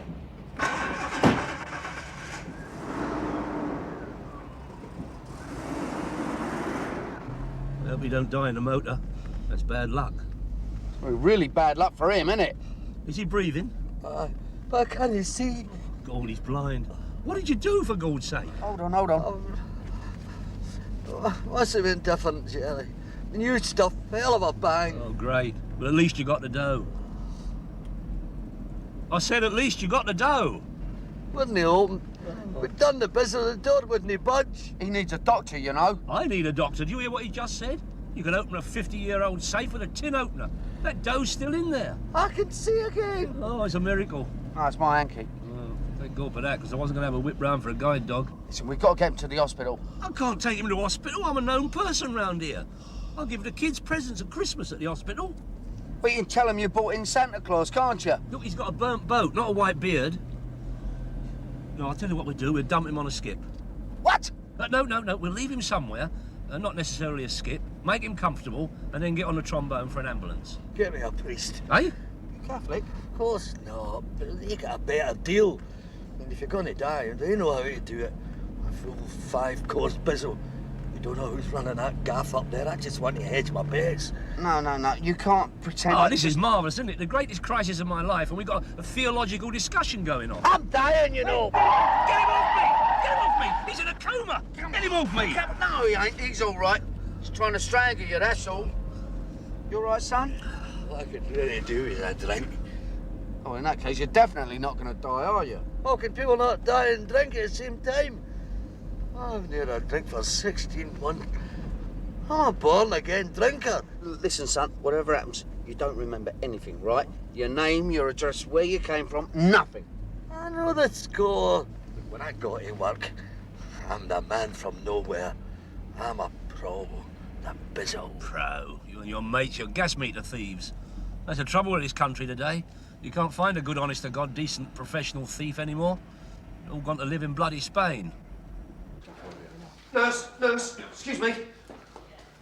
In the name of God, what's happened to him? Well, I don't really know. I just found him outside, you know. I'll just sit him down there now for a minute. Oh, you're all right, mate. Go on. There you go. It's Terry, isn't it? Well, yeah. You're always in here. You must get yourself into an awful lot of scrapes. No, not me. No, it must be a different Terry. I'll see to him in a second. Now, another thing, you don't know me, all right? I know the drill. I'll tell you one thing. The wife will be worried. She should be told, eh? If anything happens, you never know, eh? No, you'll be all right. 15 Frankel House, you know it. Yeah. Yeah, you'll be fine. You'll be fine. Aye. Just in case the old ticker or whatever, tell Arthur I'm sorry. I'll see you. You're a pal. You're all right, mate. Oh, goodness. So...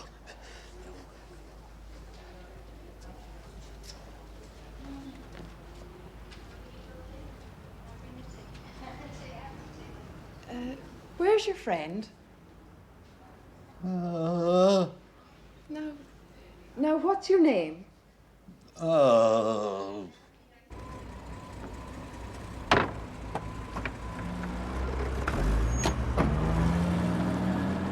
You took your time. Couldn't leave him on the floor, could I? Why not? One of the nurses recognised me. Oh, my God, no. Well, that's it, isn't it? I mean, that's what happens when you're nice to people. We'll be up the steps in no time. I'm not going to have it, not with my reputation. Early doors will go mad. Can you imagine that? Oh, no, it'll be a Spanish number. I'll be with all the others. All the others? You haven't got that sort of dough. I'll manage, don't worry. No, go straight on. Why? Where are we going? See Scotch Harris missus. What? No, we're not. Well, she's got to be told, isn't she? If you read it in the papers. You're all art, you are, aren't you? Women are strange. They get excited. They can't handle the old bill. They say things. Well, it's nothing to do with me. I mean, it's your gang. Don't you ever call it a gang.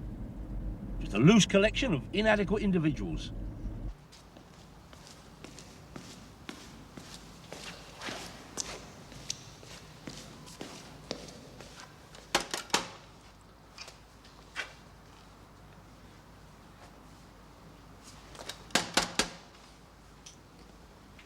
Who is it?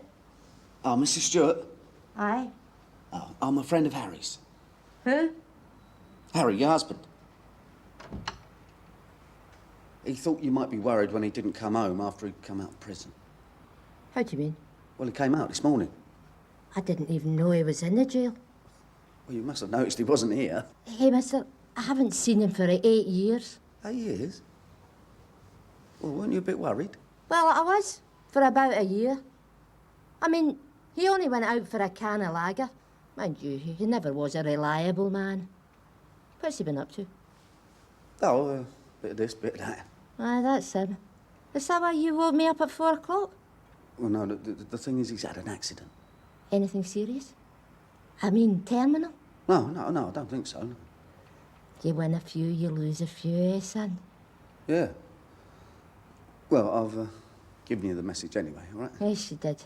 And here's one for him. Tell him he owes me 10 grand maintenance, and he can drop dead as well. Good night, son.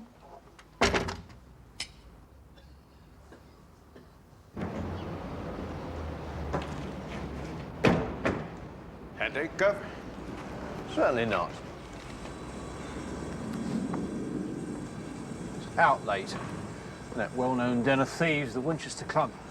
Socialising? Would I? 24-hour cop with me. Even when I'm asleep, I'm thinking. And vice versa, eh, Gov? Celtic humour doesn't travel, Jones. Very witty with the sheep, not too clever in the metropolis. Why don't you try out your silver tongue with these bolshy strikers? They're not suspects, are they? Who knows? In this life of ours, everything is suspect.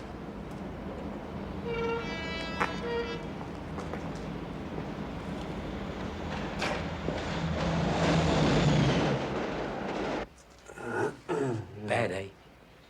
What you have here, Mr. Salmon, is a shambles. This is the work of incompetent gas meter thieves. Rank amateurs. Not even experts, eh? Why should they be experts? Why not? Why? Well, this isn't exactly the most inviting premises on the manor, is it? Why ever go at this place? How much do they get? I don't know. They didn't open it.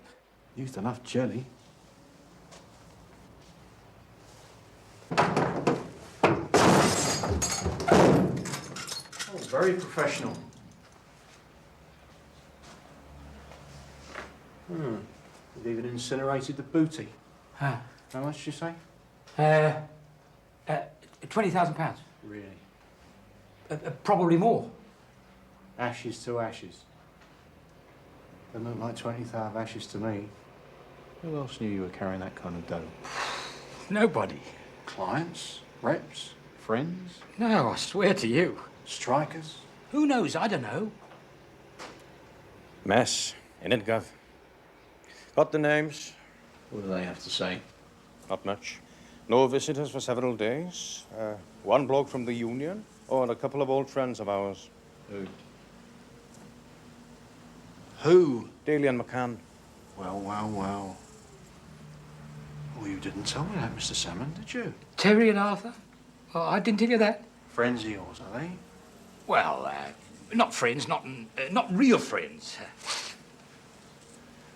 Suddenly I see blue skies, sunlight on the horizon. Not their style, though, Gav.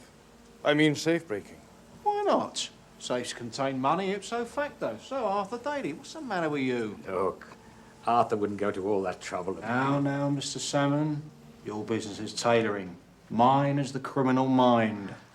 Very eloquent, Gav.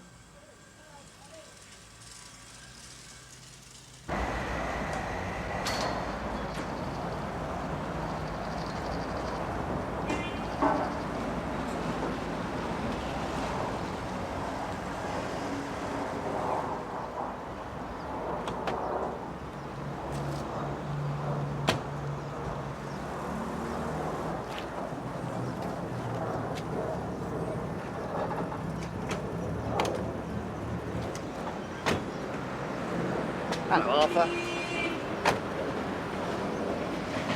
Don't want to mess up, Arthur. Very droll. You two scarpered off pretty sharpish. Well, beyond my bedtime, mate. Is he dead, Scotch-Harry? How do I know? Man's a health hazard. He damaged your brain. Expert, you said. He couldn't open a kid's money box. Well, what about dough? Dough? You want money as well? It's still in the safe, isn't it? What Scotch-Harry grasses?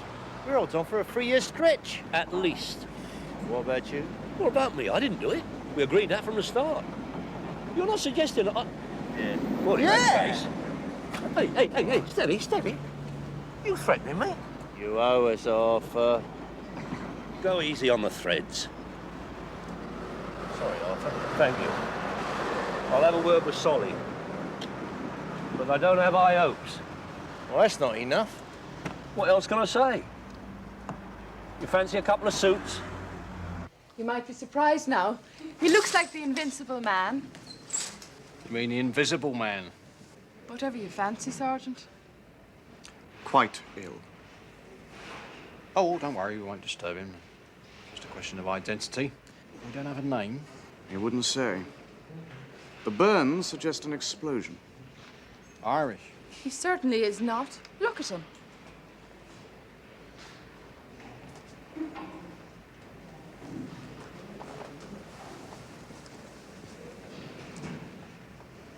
Can it hear? Oh, yes. Well, sir, what have we got here? What are you, eh? Safe breaker or an urban terrorist? Can it talk? Possible. Do we have an address? Foreigner, is he? Who knows, Sergeant Chisholm? I know him. It's them minces. Can't see him. I can't hear him. But there's an aura of wickedness. Copper's instinct. He's a wrong'un. You're amazing, Gav. You taking a piss? No, Gav. Did I do that? Well, we can confirm my view by taking his dabs, all right, Doctor? I'm afraid not. His hands have been dressed. Well, undress them then. It is my professional view. Yeah, they all say that. Unless their houses have just been turned over. Oh, sorry. Well, what about his clothes? They were in tatters. I put them in the incinerator.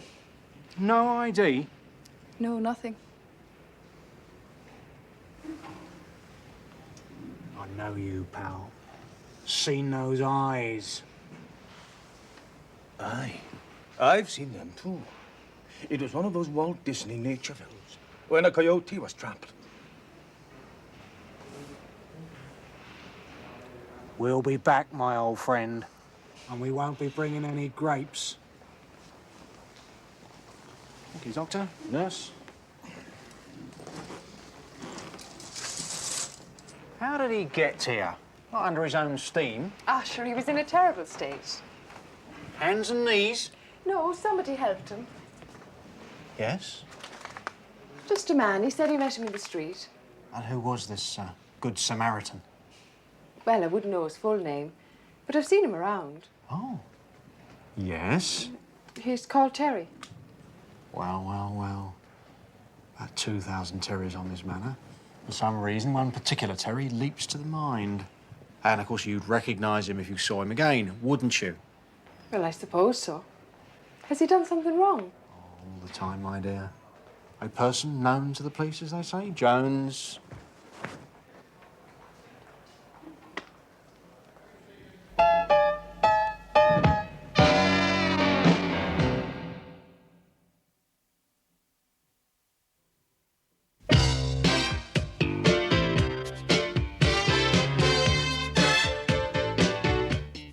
Hear your name all over the place. Terry. It's a very popular name. Oh, yes, indeed. You haven't been in here for a while, have you? Always happens. What? The same faces. In this manor, there must be, 300 of them? The real rascals. If this was a police state, and thank God we don't live in one, I could put those 300 behind bars. But you are protected by rules and laws, arrest procedures, habeas corpus, and all that cobblers. I hear you're into safe breaking now. Me? Could I phrase that better? I understand you were hanging around a clothing factory yesterday. Yeah, that's right. Yeah, I was collecting a few sewing machines. That was earlier. You see? That's what happens with your unfortunate history. You're in the frame. For what? You know. No, I don't. And of course, you didn't know there was 20 grand in the safe, did you? Well, how the bloody hell should I know, eh? Oh dear, oh dear. Not getting violent, are we? Is that a violent act, Mr. Jones? A bit impolite, I say. Very. Well, can I go yet? You must be joking. Oh, didn't I tell you about the hospital? Got a very good description of you from an accident victim. Who's he? A witness. I see you, you mean you don't know his name? Oh, Mr. Jones, I mean, I don't know why you're asking me all these questions about last night. Safe breaking, robbery, all that stuff. I mean, I've got the best alibi in the world, haven't I? Such as? I was with you, Mr. Chisholm. Don't you remember? At the Winchester Club, having a bit of afters. You, me, Arthur, Dave. Oh, incidentally, you do know that you owe Arthur a fiver, don't you? That is a private matter. Oh, of course, yeah. I just thought I'd mention it, you know, while we're chatting.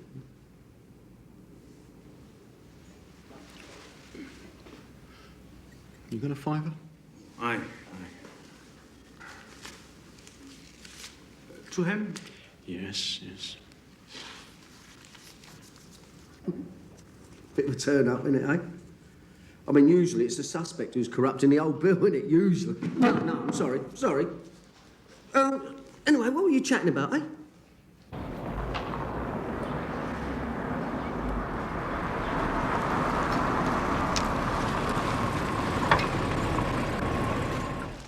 No, I'm not going in. Oh, that's typical, isn't it? He's your mate, but I'm getting all the hassle off of Chisholm. Yeah, but you're in the clear. Listen, he's still going to want a body, isn't he? We can't guarantee on Harry, can we? What? He's pure gold, like one of our own. Exactly. Now, you wait here. Wait.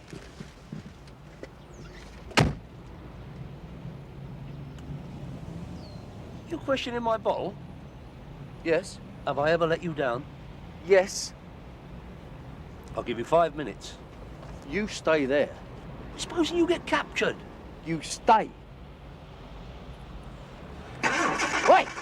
Stay! Turn him round.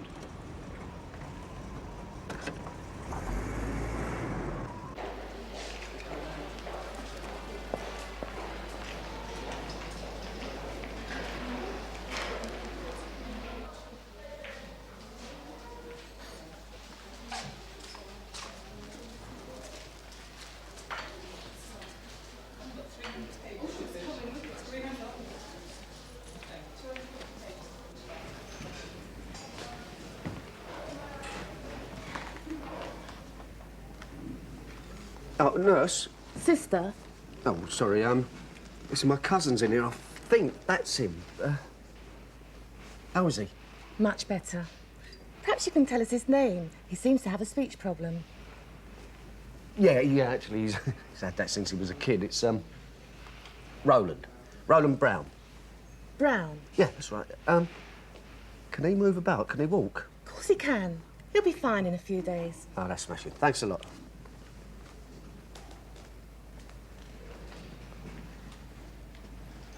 Are you Harry? Aye. How are you? I'm magic. It's great to see you. Listen, do you feel up to doing a runner? Well, you know me. I'm game for anything. I had some clothes in a cupboard in the corridor. All right?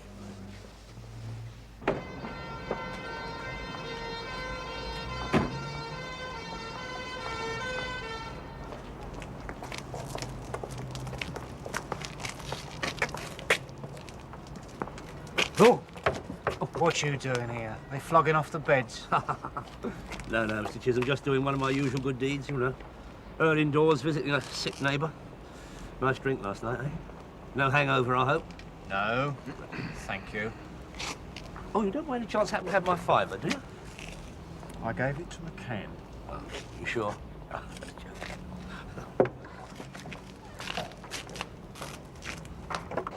What's he up to, eh? Well, you'll never know with Arthur, do you? Take that Welsh smirk off your face and all.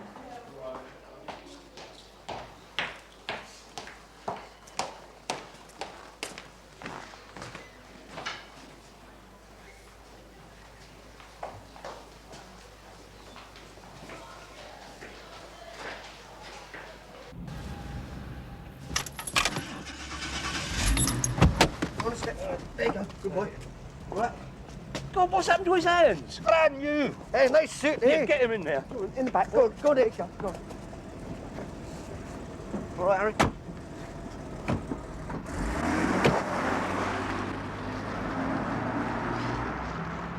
He'll probably come back. Why? They all come back at tea time. I've heard about places like this. They take off wrong legs, misplaced gallbladders, and apparently you can lose a patient. Thank God he wasn't ill. Come on, Jones. It's just up here on the left, number 15. Right. Well, look. You dwell here a moment, and I'll just charm her. You're kidding, aren't you? Now, you leave this to me. Go on, round the corner. Go on.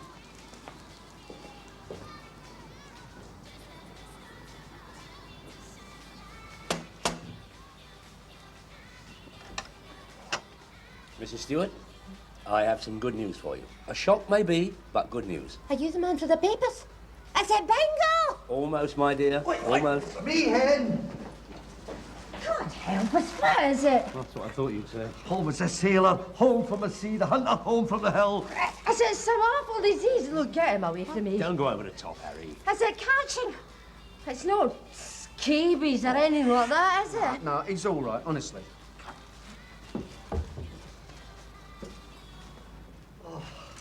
Martin Weeks. He's not staying here, is he? The bloody arm. It is my home, isn't it? 8 years? It's still my home.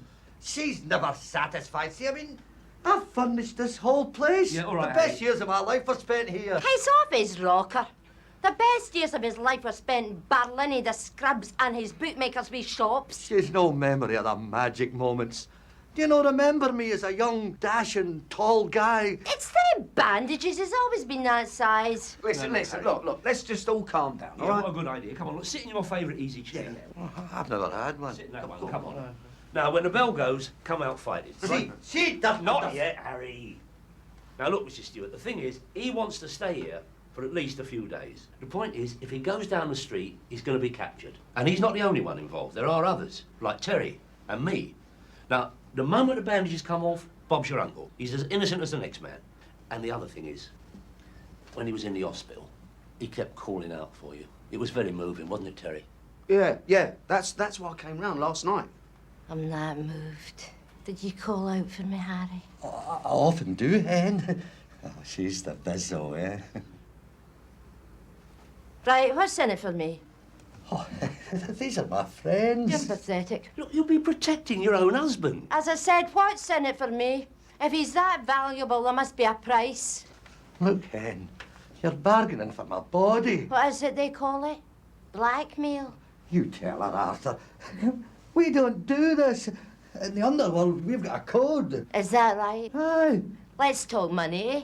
Never realised why I left her. She's worse than my Barker. Look, Harry is not a wealthy man. It's all right for you. I mean, there's the food, and I've got the flat to arrange. And what about Susie? Susie who? Your married daughter. Oh, aye, well, that's Susie. Well, obviously, I'll give you a couple of bob for the food. 2 bob, eh? I want, well, 300. What you call that blackmail? Is that all I'm worth? Well, what then? Don't you be intimidated by these people. That's it, I'm off. It's not my problem. But they're threatening me. No, they're not. See, he's bottling out. No, I'm not. I'm going, that's all. It's not my problem. Yeah, and I'm coming with you. No, you're not. I'm out of pocket. For all I know, I could be grotesquely disfigured. He used to be a handsome man, you know. Never in a million years. And don't you forget, I personally rescued you from Mr. Plod. Do what? Not to say bringing you back your ever-loving wife that you deserted 8 years ago, and Susie. If this is your life, they'd be cheering and crying and giving you a red book. Never mind that. I done the bizzo on that safe. That is the whole point. You did not do the bizzo. That is why we're in this meso. Look, dear, I'll see you get enough dough to give him all the mince and totties and porridge that he can eat. You cockney flyman, you're all the same. Are you gonna let him get away with this? I'm not too steady in my pins. Get. Where's my dough? I'm on my ground. Behave yourself. I'll blow the whistle. I'm not kidnapper. What was all that about the code of the underworld in there, then? Oh, that was just for her. It's not true. No anymore, anyway. I mean, Billy and Benny, they'd grass at me, wouldn't they? No, I've heard they're very loyal boys. Oh, come on, eh? A couple of drinks and I'd do anything, but I'm dead sober now. See, in that hospital, I nearly had 10 heart attacks. Schism, sniffing around, and he knows me. My time of life. I couldn't handle another bit of porridge. I wouldn't blow the whistle, but Christ, I need that money. Yeah, but $1,000. You've always got a good wedge on you, Arthur. Just to show her I've still got a little respect, eh? You're a big man, Arthur. No, I've got 500. And that is all. We are now quits, right? Oh, you're a great man, Arthur. You'll feel better for this.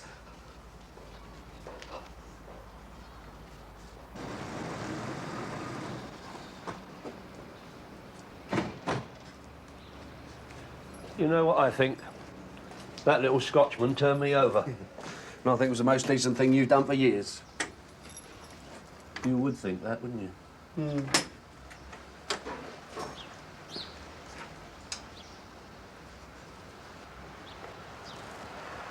No sign of the invisible man, eh, Gav?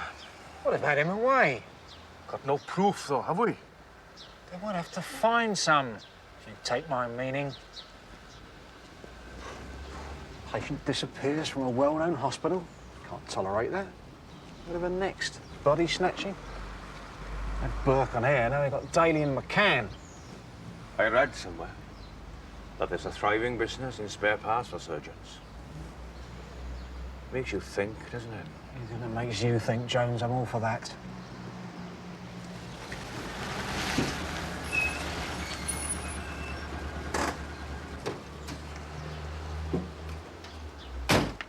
Well, well, well.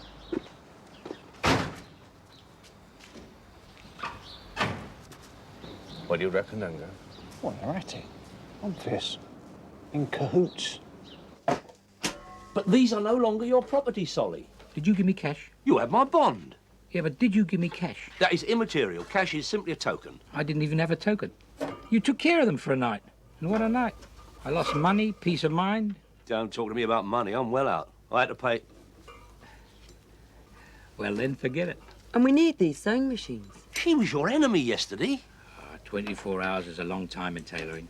You know you get money from the government? Enterprise, they say. They'll do anything to stop you joining a doll queue. And anyway, Mr. Salmon's putting up his own money as well. Where'd you get that, then? 17 grand, my life savings. Maybe I owe it to the girls, eh? Maybe you owe a few other people too, Solly. All in good time. We've got to get on our feet. Modernise premises. Fresh thinking. Like a collective. Yeah. You know, co-op. Co-op, Solly? That is communism.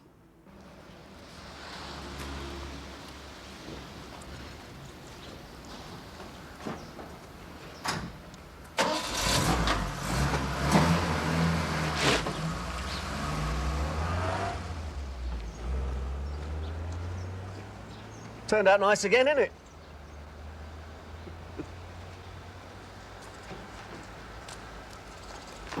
Look at him. Latent. I've been thinking, Gav. Oh, not again. What's in it for us, eh? No money stolen, no circumstantial or forensic evidence. The prime witness has disappeared and the victim seems very friendly with the suspect.